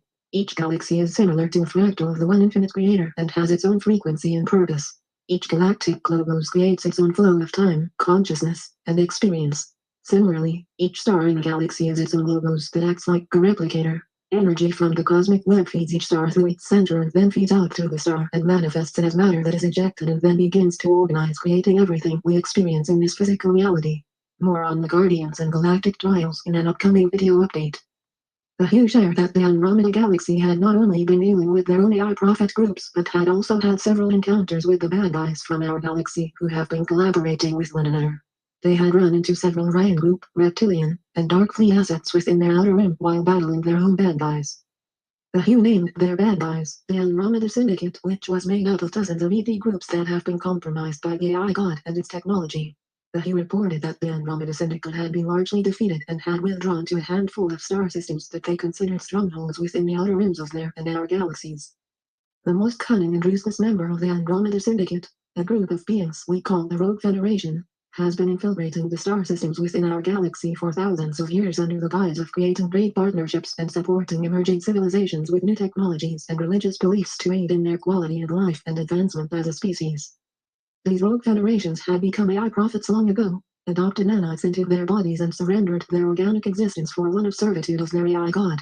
Their organic bodies were slowly replaced by inorganic matter that mimics the body functions of their once organic body. They appear and feel fully natural to the touch but are no longer flesh and blood beings like we are. The Rogue Federation members can change their appearance, but within our own galaxy most often appear as very attractive tall Caucasians between the ages of 28 and 48 years old. This group has earned a reputation as the most cunning, deceitful, and dangerous member of the Andromeda Syndicate. They had misled countless star systems within their own galaxy and our own and were able to contribute to the corruption of the super federations of both galaxies, a system that had operated flawlessly as far back in time as even the Guardians can remember. This Rogue Federation group has been isolated to a couple of dozen star systems along with their allies from two galaxies. In our own local stellar neighborhood of 52 star systems, the Orion Group, reptilians, insectoids, and mantids, along with the Dark Fleet and numerous other AI prophet groups, are trapped into star systems that they consider strongholds. Aldebaran and our own solar system are where these groups are planning to take their last stands. They have amassed large armadas in these 2 star systems in anticipation of the big battle to come and to somehow avoid the cosmic trials that are already beginning throughout our galactic cluster. In our galaxy, the Orion Group, reptilians, insectoids, mantids, and their allies have been rooted out of star system by star system.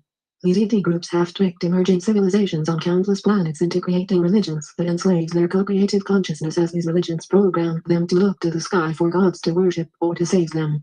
These civilizations are tricked into using their co-creative abilities into creating versions of hell that become alternate dimensions where souls are trapped and where demons and devils are conjured from the shadow side of their mass consciousness. As each star system is liberated and goes through its own version of a solar flash, a natural cosmic cycle, the negative groups find themselves cast into the hell they helped create until the cosmic level trials begin. Towards the center of both galaxies, the more evolved civilizations have been capturing the negative groups for eons and placing them in pocket dimensions that they have created to imprison them until the cosmic trials. I will discuss the ET group from our local stellar neighborhood that we call the Zulu. We will learn some of their over 2 billion year history and how they evolved through solar eruptions in their solar system that drove them deep into their planet, where they have thrived ever since. Their star shifted into higher density and changed the energetics of their entire solar system. Their planet ended up being unique in our galaxy, and its internal crystalline structure ended up extending their lifespans and giving them ascending abilities. Wow. Wow. Interesting. Some of these dark entities were put into pocket dimensions to await cosmic trials. Pocket dimensions. Now, that sounds a lot like what Bernie Mendez was talking about these, what do you call them? Pockets. He called them pockets in space. So it's where I guess they go in between, they create these pockets in space that are undetectable. You can't detect them, and you don't know what's in it unless you enter it a certain way. Then you can get in and these pockets. Very interesting. Trippy stuff.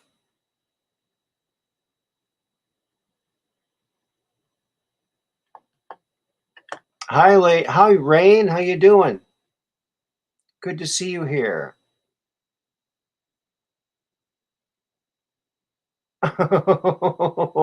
Mad Poet. I had a pocket dimension once, but I had a hole in my pocket, and yeah, there it went right out of the hole. Yeah.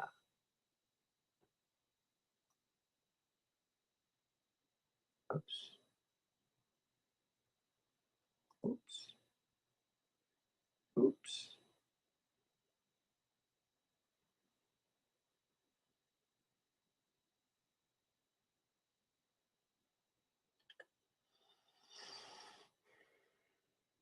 Thought I would troll YouTube, and you showed up on my feed. All right. Well, good to see you here.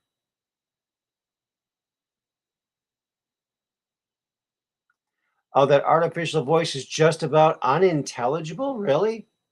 That now I have to say that was my computer. I can highlight any type, and it'll say it in, and I can change the voice.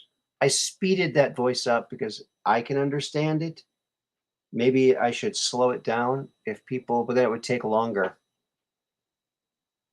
Warbly? Oh, really? Aw. Maybe it's not going through because of the way I have it set up. Okay. Well, that's too bad. I'll have to figure that out. I'll have to have a talk with my tech director. He's around here somewhere. Oh, yeah, that's me. Oh, yeah.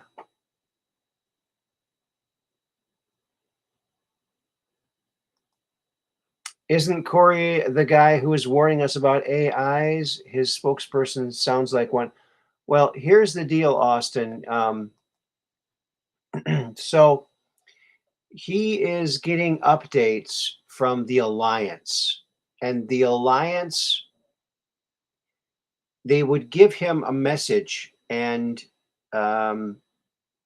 it would maybe take him too long, or the way he explained it wasn't exactly right, or something. So they wanted to use, they're the ones that suggested this. Corey didn't want to use this, but this is how the Alliance wanted to disseminate the information.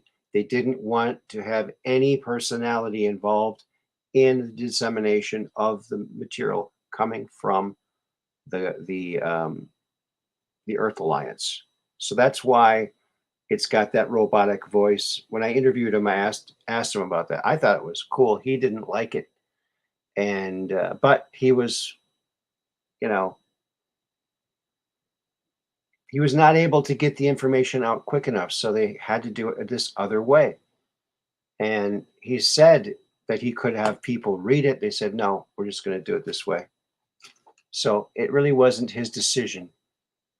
It's the people giving him some of this information, some of his the white hats. So that's why it's a robot voice. But the idea of putting these beings into pocket dimensions is very interesting.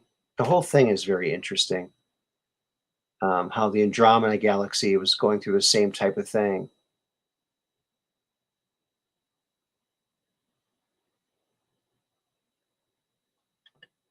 Yes. And how symbolic is it that Greg Phillips and Catherine Engelbrecht are opening up the pit? How biblical? Yes.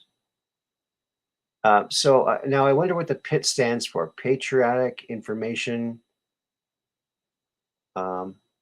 Trough.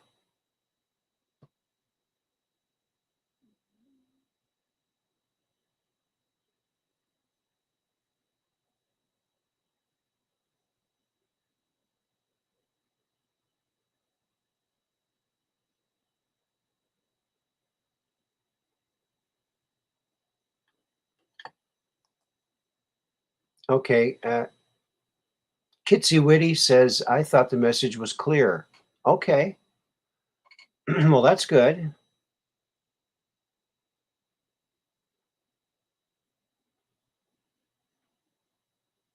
Yeah, True Social is a great little platform. Okay, the Phantom Zone in the Superman comic is kind of a pocket universe. Okay, really? That's interesting. It's also interesting how, and Corey has made this point before, he was told that hell is, our hells on this planet were created by our co-creative consciousness.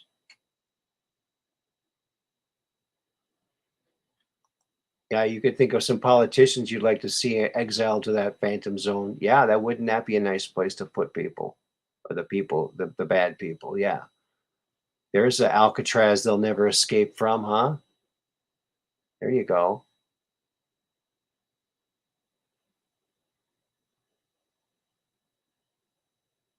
Yeah. Um, so I saw a meme today. It showed a bunch of pictures of bumps on people, monkey, not chicken pox, but monkey. And it said, amazing how these monkeypox looks exactly like HIV rash. HIV. So, yeah, I think there's something in the jibber jabby thing that does that. So be careful. Be careful. Believe in your own system. Nature is a powerful thing. Or shingles, that's right. Every shingle one of those things is something else. It's something else. So we've survived millions of years with our natural systems. So I think that's the way to go forward, naturally. And on again, naturally. There you go. That's what I say. That's what I say. You know what, friends? We're coming up on the 2-hour mark in about 5 minutes. And if someone doesn't call in, we're going to put a cap on this pretty soon.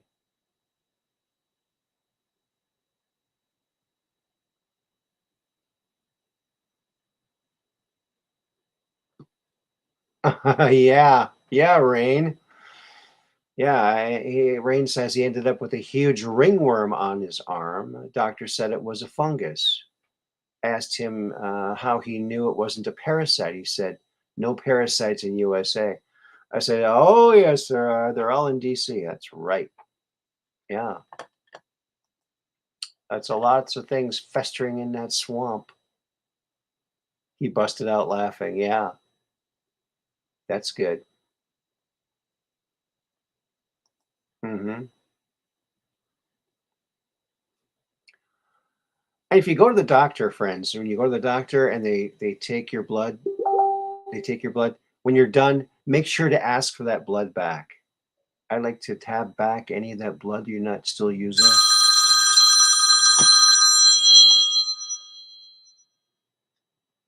Well, hello, Mike. Is this Mike? Hello? Mike calling. Oh, Mike calling. Yes. Yep, I had to plug my phone in. Let me turn down my computer back here. All right. Can you hear me now? I can hear you. Yep. Give me 1 second.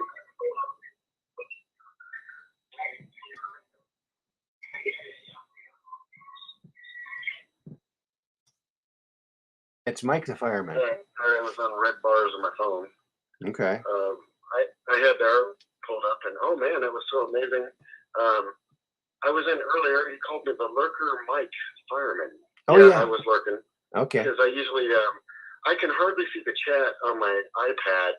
Okay. And I was holding like a magnifying glass over there, seeing Mud Rabbit and everybody jump in. And wow, what a great night and great weather here in southwest Iowa tonight. I just want to let everybody know it's the true typical summer. It's not way over hot. It was just enough to make you sweat a little bit, feel a little bit uneasy today. Yeah. You know? Yeah. We're in the perfect weather. It was nice here too. Yeah. But great show tonight. Thanks, and, buddy. Dang. I usually don't try to chat much because I can't see that well. Okay. And tonight I tried my best. And wow, great people in the chat. Oh yeah. Everybody's interjecting and oh my God, Pee Wee Herman.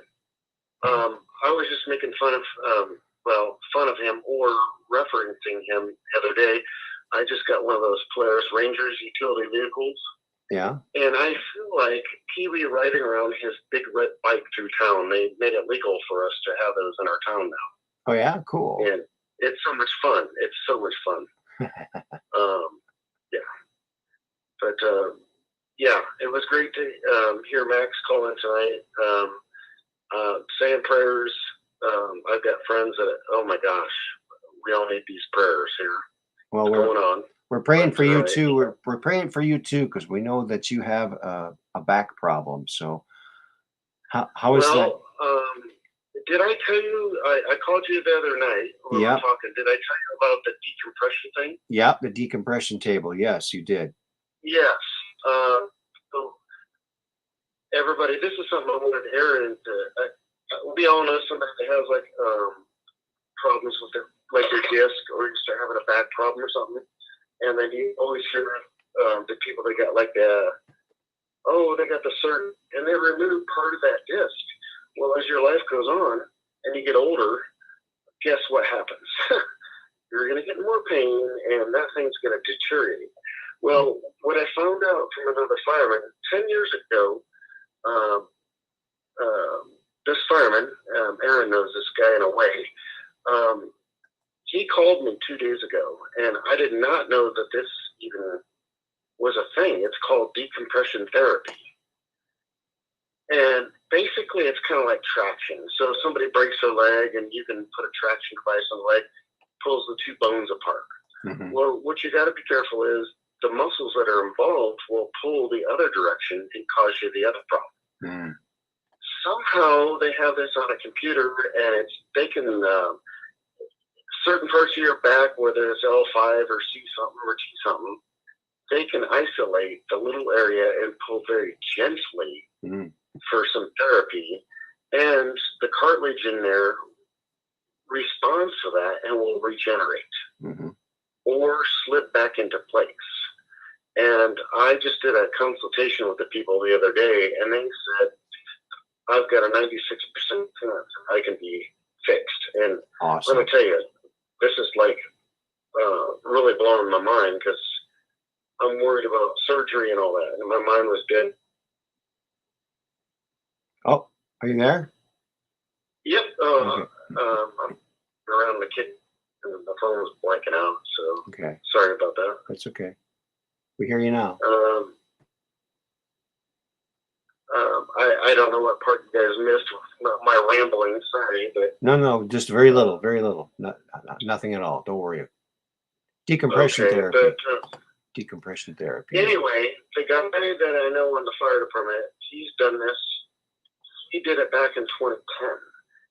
So we're looking at 10 years now, basically, and he hasn't had any fallbacks or any other problems. And they repaired his disc area, and now he's fine. Wow. And let me just tell you, it was more than just his back. He had a neck problem, because actually what the whole thing was, he started off, it was a motorcycle injury, where him and his wife were on a Harley, and somebody pulled out or whatever, and they both got injured. Oh my. And he had two parts in his neck that were injured. And through the city and all that, he went through a whole big spill. Well, when they wanted to get back to work, he had to go pass this test.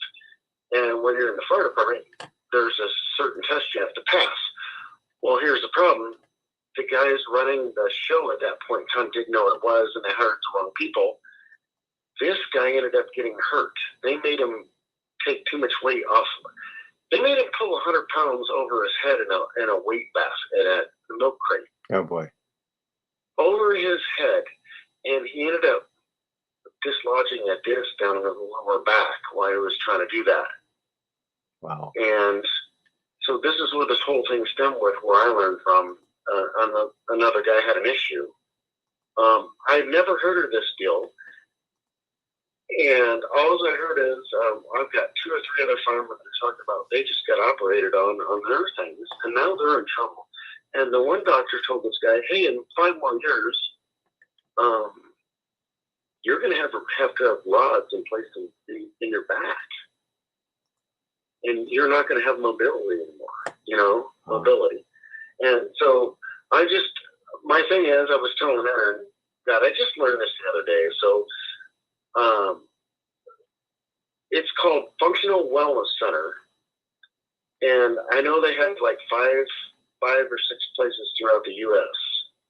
I know there's Florida, and luckily there's one in Omaha, Nebraska, where I'll be checking it out. So it's decompression therapy.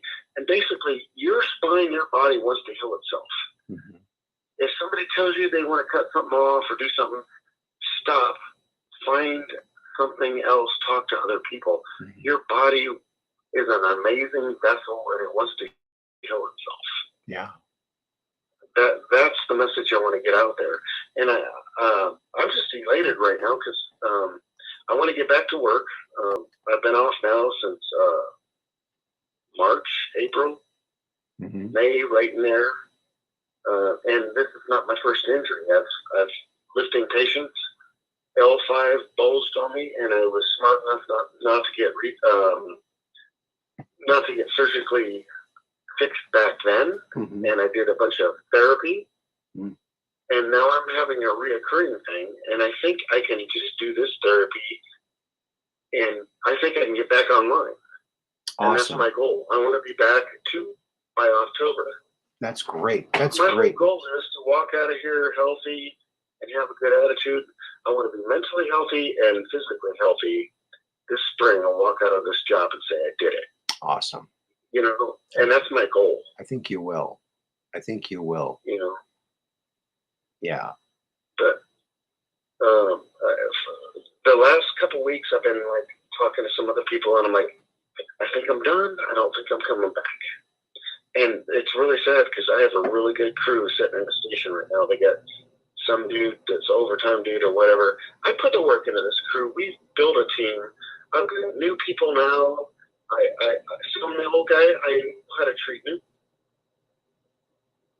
disease or whatever. We're coming up the deal. And my big motto is we're all in this together.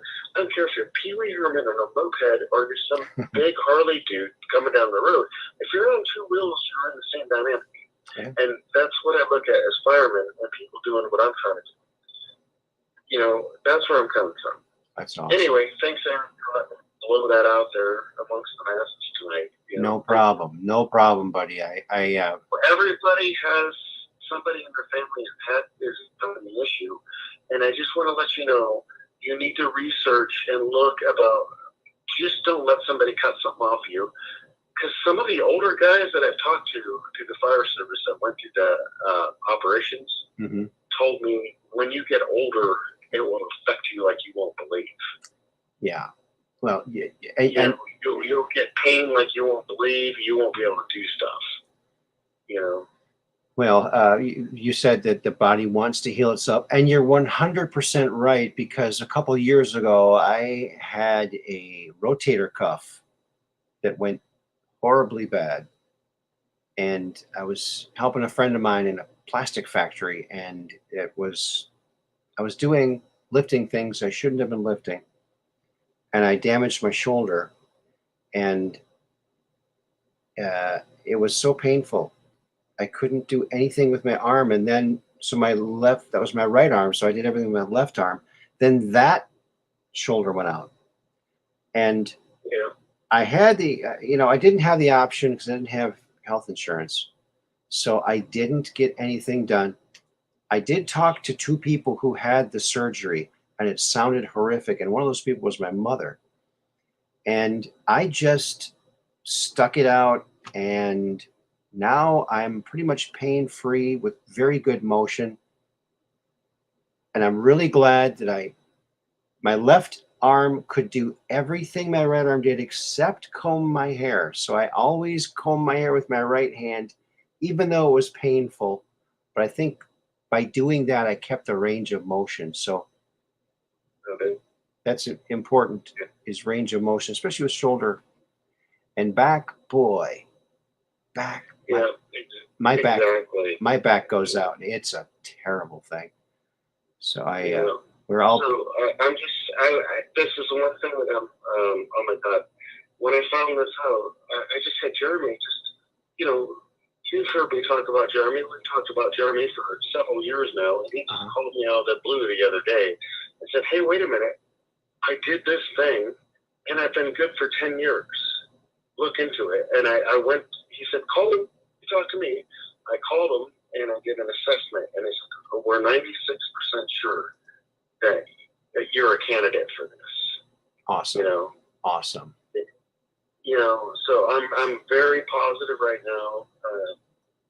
This has been big because I've had this cloud over my head now. I think Aaron's probably sensed him here several times and talked.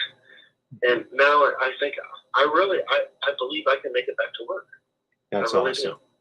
That's awesome. And for everyone out there, this guy Mike here cares about the people he works for a lot. They're, like he said, they're a team, like a family, and he's got an awesome team, and he's a great leader. So yeah, I think you're gonna be on the mend, dude. And did you look into inversion boots? Do they have those there too? Did you look into that? I did see there was an inversion table, and but what they're looking at is it will strap your hips and another part of your body, and there's a computer, and they can isolate part of the stone. They can pull, like, if you have like two vertebrae that need to be pulled apart, that table is smart enough to know which ones to pull. And it's such a gentle thing. They say there's no pain whatsoever, and it won't create this overactive deal where your muscles contract the other way and try to stop it. Ah, interesting. Yeah. Interesting. You know, so I'll let you know how it goes, because tomorrow's my MRI in the morning. I have to get up early tomorrow morning and go get my MRI, and I know what it's going to show. It's going to show my L5 is bulged still and pushing on some nerves. And then Monday I go to Odd Health at the fire department and just got some general practitioner in there that we have to show up to. And I was like, look, sir, I need to talk to my specialist. And I'll have this information sent to those people that I just found, and I might get this other guy that does the regular surgery and just look at two options and say, okay, where am I going to go from here? Where am I going to go from here? And then I can make the choice on what's right for me, you know. So, and I feel like I'm an American when I can do that, right? So I think those days are over. Making your own choice in healthcare. Oh my God, but anyway, that's another story for another time. But I will do the grapevine to Aaron here at some point, let you guys know if this stuff works. I already know a guy and I trust him. And he wouldn't be BSing me right now if he wasn't fixed over 10 years ago, you know, going through that wreck.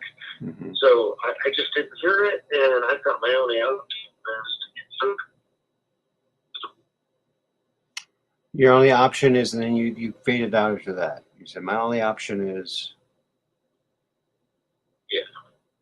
We missed that last. You said, my only option is, and then you kind of faded out. Yep. If anybody knows anybody that's going through the same situation in this group that we know, and has any questions, if I can't answer them, I know people that can. So just pass it to Aaron and hey, give it a shout. Yeah, email me and ask me. There's been quite a few chat messages here. Let me see. Let's see. I think Kitsy Witty said something about spinal fluid buildup. Watch for spinal fluid buildup on the brain. I believe the surgery caused my IIH or LLH. I'm not sure what that is. Well, let's pray for Kitsy Witty then too. Yeah. I tell you what, let's put a generic prayer out for everybody who needs it, and then we don't have to worry about missing somebody, because I missed someone. General help and all that and well-being for our group and our families, because oh my God, I mean, what is everything? Everything is health, you know. Yeah. That's all we got. Yeah. Money's not everything. Right. Money is a good point. Trust me there. But you can have all the money in the world. If you don't have health, you're not any better than the next guy next to you. You know, that's all I'm gonna say. You know, so. Yeah. Everyone's praying, buddy, and well, you're in the prayers. Thank you. I really appreciate that. And that I'm covered by God. I totally believe that. I'm just I'm good. But I'll take all the prayer that I can get, and I'll send it back, because it's true. It's real. It's totally real. Yeah. And it was a miracle that just a guy I know that I talked to quite a bit. He's a guy of our community that is going to hook up with Aaron, and he paid my pay, and he contacted me. Had he not, I would have had this positive motivation right now. I feel reprieved right now. I was in a dark place. Like 1 week ago, I was in a bad place. Oh. But anyway, I'm sharing it all out here tonight. Aaron, thank you for letting me call in. I couldn't text this stuff. I'm just not that good, you No problem. But, And let the people know that you are the guy that introduced me to Chuck Missler. So for all the Chuck Missler fans out there, this guy's helping to spread the word by letting people know about Chuck Missler and his teachings. Yeah, and most of us, when we go to church and we hear the same stories year to year, this guy, Chuck, was not bound up by the, 501c3 thing. He's telling you, he's reading off the Bible. He will tell you that aliens are real. He'll tell you what's going on with Nephilim. He's not bound by some church. Mm-hmm. And I think a lot of our churches are bound by certain people that are scared to say anything because they've been directed to say, well, we can't, we're going to lose our funding.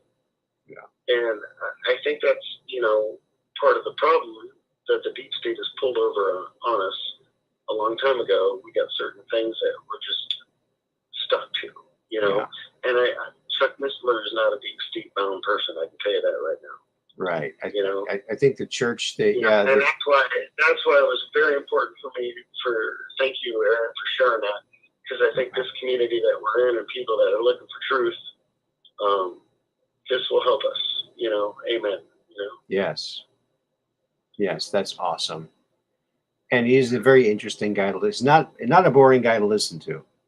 Very interesting well guy. spoken, and he's just like the super conservative dude with the suit, but yet when you start listening to how intellect he is and what he's talking about, Mm-hmm. and the same subjects that we're looking at, you're just going to be blown away, and you just got to go.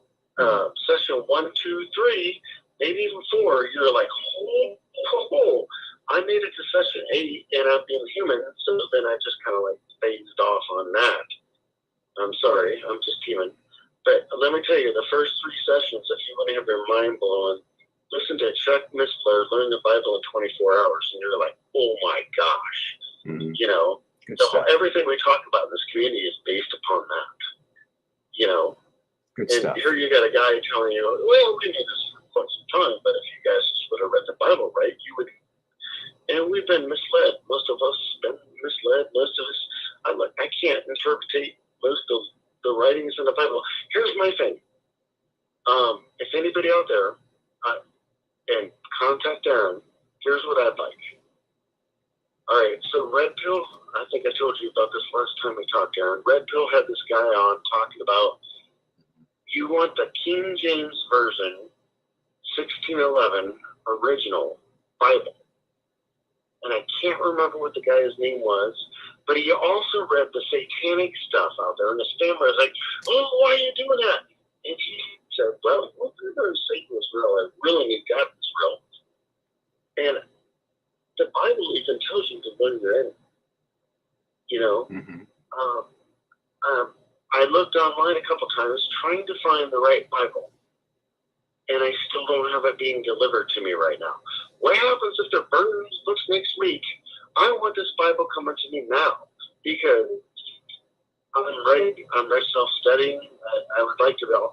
I'd like to read this Bible for a few days, and then all of a sudden you guys are having a podcast, and I call up and say, hey, Yeah. I've got something for you. And then if you guys knew what Bible I was reading, somebody that had the same one, we could correlate back and forth. You could steer me right or wrong. That's That's where I'm at. That's the 1611 one. The 1611 King James original. Yes. 1611. Yeah. Red Pill, I can't remember the name of the guy Red Pill had on. I can't remember that. Dude. Yeah. And he was very passionate, very great, well-read guy. Mm-hmm. And he said, okay, I read this. And I read this other version, this other thing over here that you might think satanic. And those are my 2 first starting books. And then I read this one, and this one. And he goes, oh my gosh. My epiphany was when I learned the devil's real. And guess what? We both know, all of us know here, God is real and the devil's real. You can't have one without the other. I mean, come on. There's no yin and yang here without each one. Mm-hmm.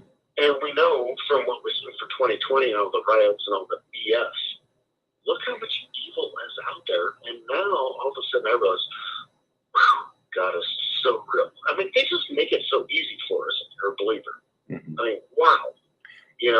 But anyway, if anybody has any information on the King James Version 1611, and you know where to order that original edition, and you're finding it for yourself, share it to Aaron, and he'll show it to me, and I'll appreciate it.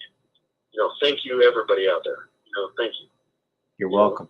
And I guess Anyway. I got to let you know what Dark Brain said. Dark Brain says, Mike, thank you for sharing your joy. It is very encouraging.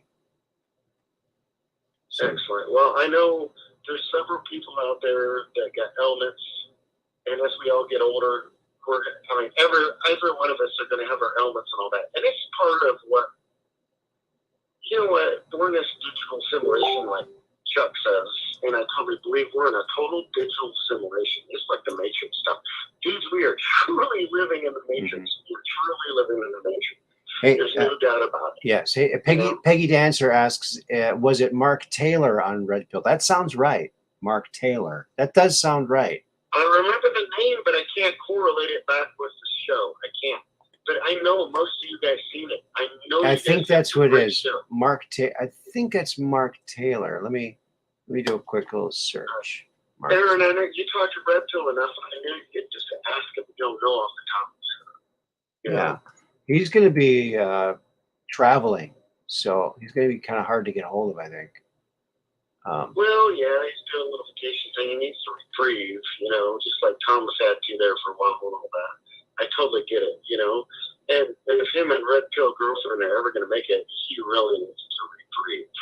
I mean, I don't know how intense he is on this stuff, and we're very appreciative. I mean, I know I am, Mm-hmm. This sounds like him. Yeah, Mark Taylor, Prophecy. Okay. And if I can look that one back up, or if anybody can just throw out the little tidbits back to Aaron. I'm thinking, I went on Amazon one day. I tried looking at it. You just can't tell what you're ordering. You think I'm just going to waste $26 here, $13 here, blah, blah, blah. End up with like 5 Bibles that don't even represent what I want, And the way this guy stated it, it was so easy. It was a very easy Bible to understand and read by purpose. And some of the editions are not by purpose. Mm-hmm. You got to understand. I think, there's certain entities that want you and I not to know certain things, Come on, quit. Like this has never happened before, I don't think it was Mark Taylor. I think it was someone else. It doesn't look familiar. Doesn't look familiar. He's been on Red Pill, but it's a different guy. This is the guy that I remember him, but he was an expert on the Masons, right? The 33-degree Masons. He was expert on that, and he got all the information from that Bible. Yeah, and they had 4 books. You'd choose a book to be your pathway, a religion. Yeah, I remember a little bit, but I don't remember the full thing. I was at the firehouse one night, in between called trying to watch it. Yeah. Well, if the people want to look it up, just do a search, Red Pill 78 and King James 1611, 33-degree Mason. You probably will come up. Hopefully. I think there was. You're saying it. Yeah, that didn't even register with me for a little while. Yeah, I think you're on it. Yeah. Okay. We'll figure it out. But I even put notes on my phone like King James 1611 original.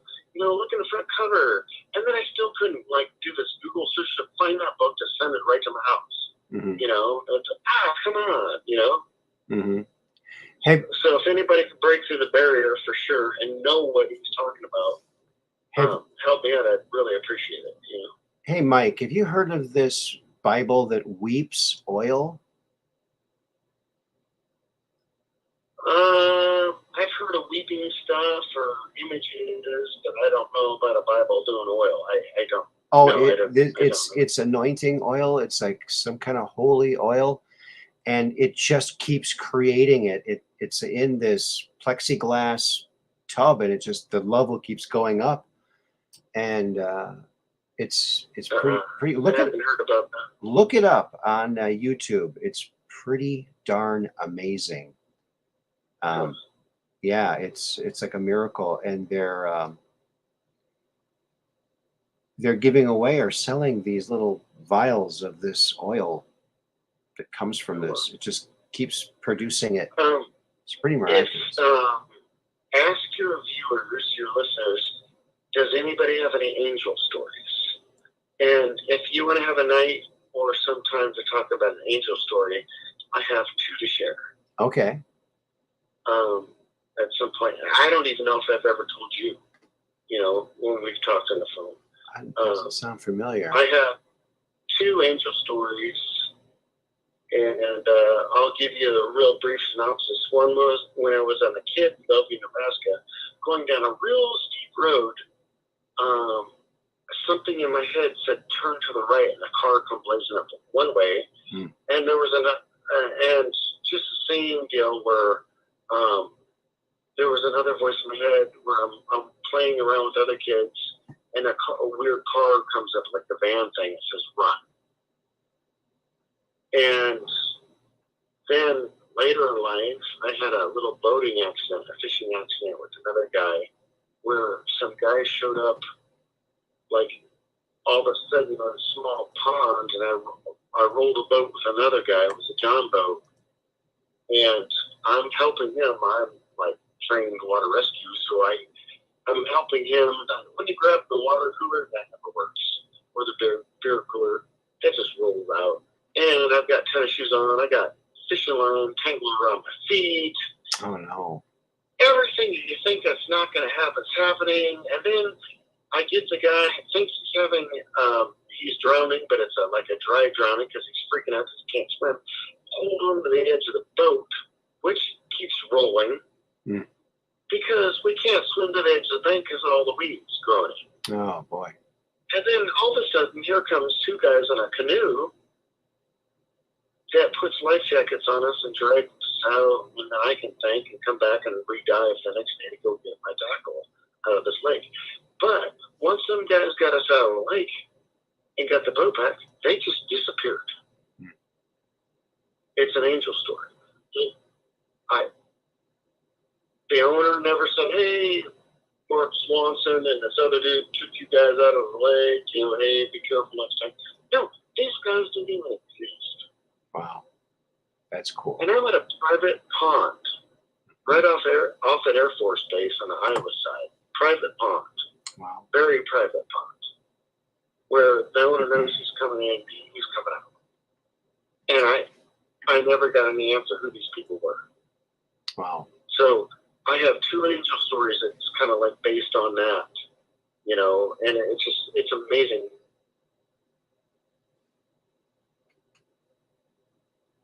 I think we lost you again. You said, I think it's amazing, and we lost you. Mike? Mike, can you hear us? Hello? Yeah. Oh, there you are. Yep, hello. Okay, we lost you for a while there. How about now? We can hear you now. Yeah. Okay, all right. I had to watch out the front door. That's where everything happens, right at the front door. Okay.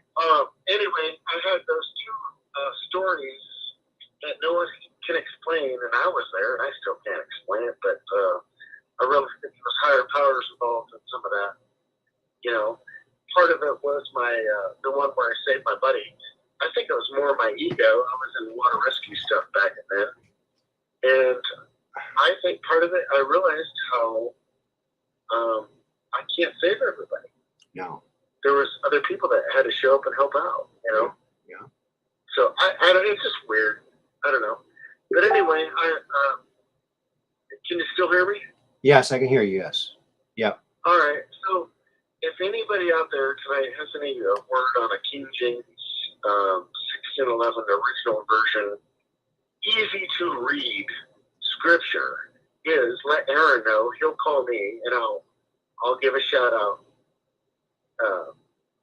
Okay. Next podcast or next 2 down the road. I'd really appreciate it. Yeah, if anyone has any information on the King James 1611, easy to read version, let me know. Email it to me. Hotgamesandpuzzlesllc at gmail.com. That's my email. Well, it's been 2 hours and a half. I think we're going to wrap it up. I want to thank you, Mike, the fireman, for calling in. And also earlier we had Max. Thank you. And thank you all the chatters and all of the mods have been working overtime because we had some crazy people posting some crazy things. Our awesome mods took care of it. And thank you again, Cheryl, for the PayPal. And thank you to Catherine for the super chat last show. Amen to everybody. If Max is still listening, Mike's going to say a prayer after I hang up. Amen. Thank you. Amen. Thank you very much. And thank you, everybody, for stopping by. We did it again, another episode. We'll do it again on Friday, Mondays, Wednesdays, and Fridays. Until then, peace in.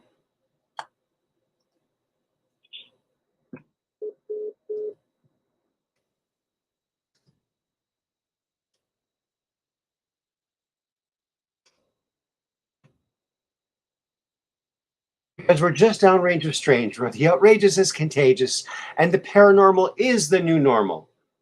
Peace in.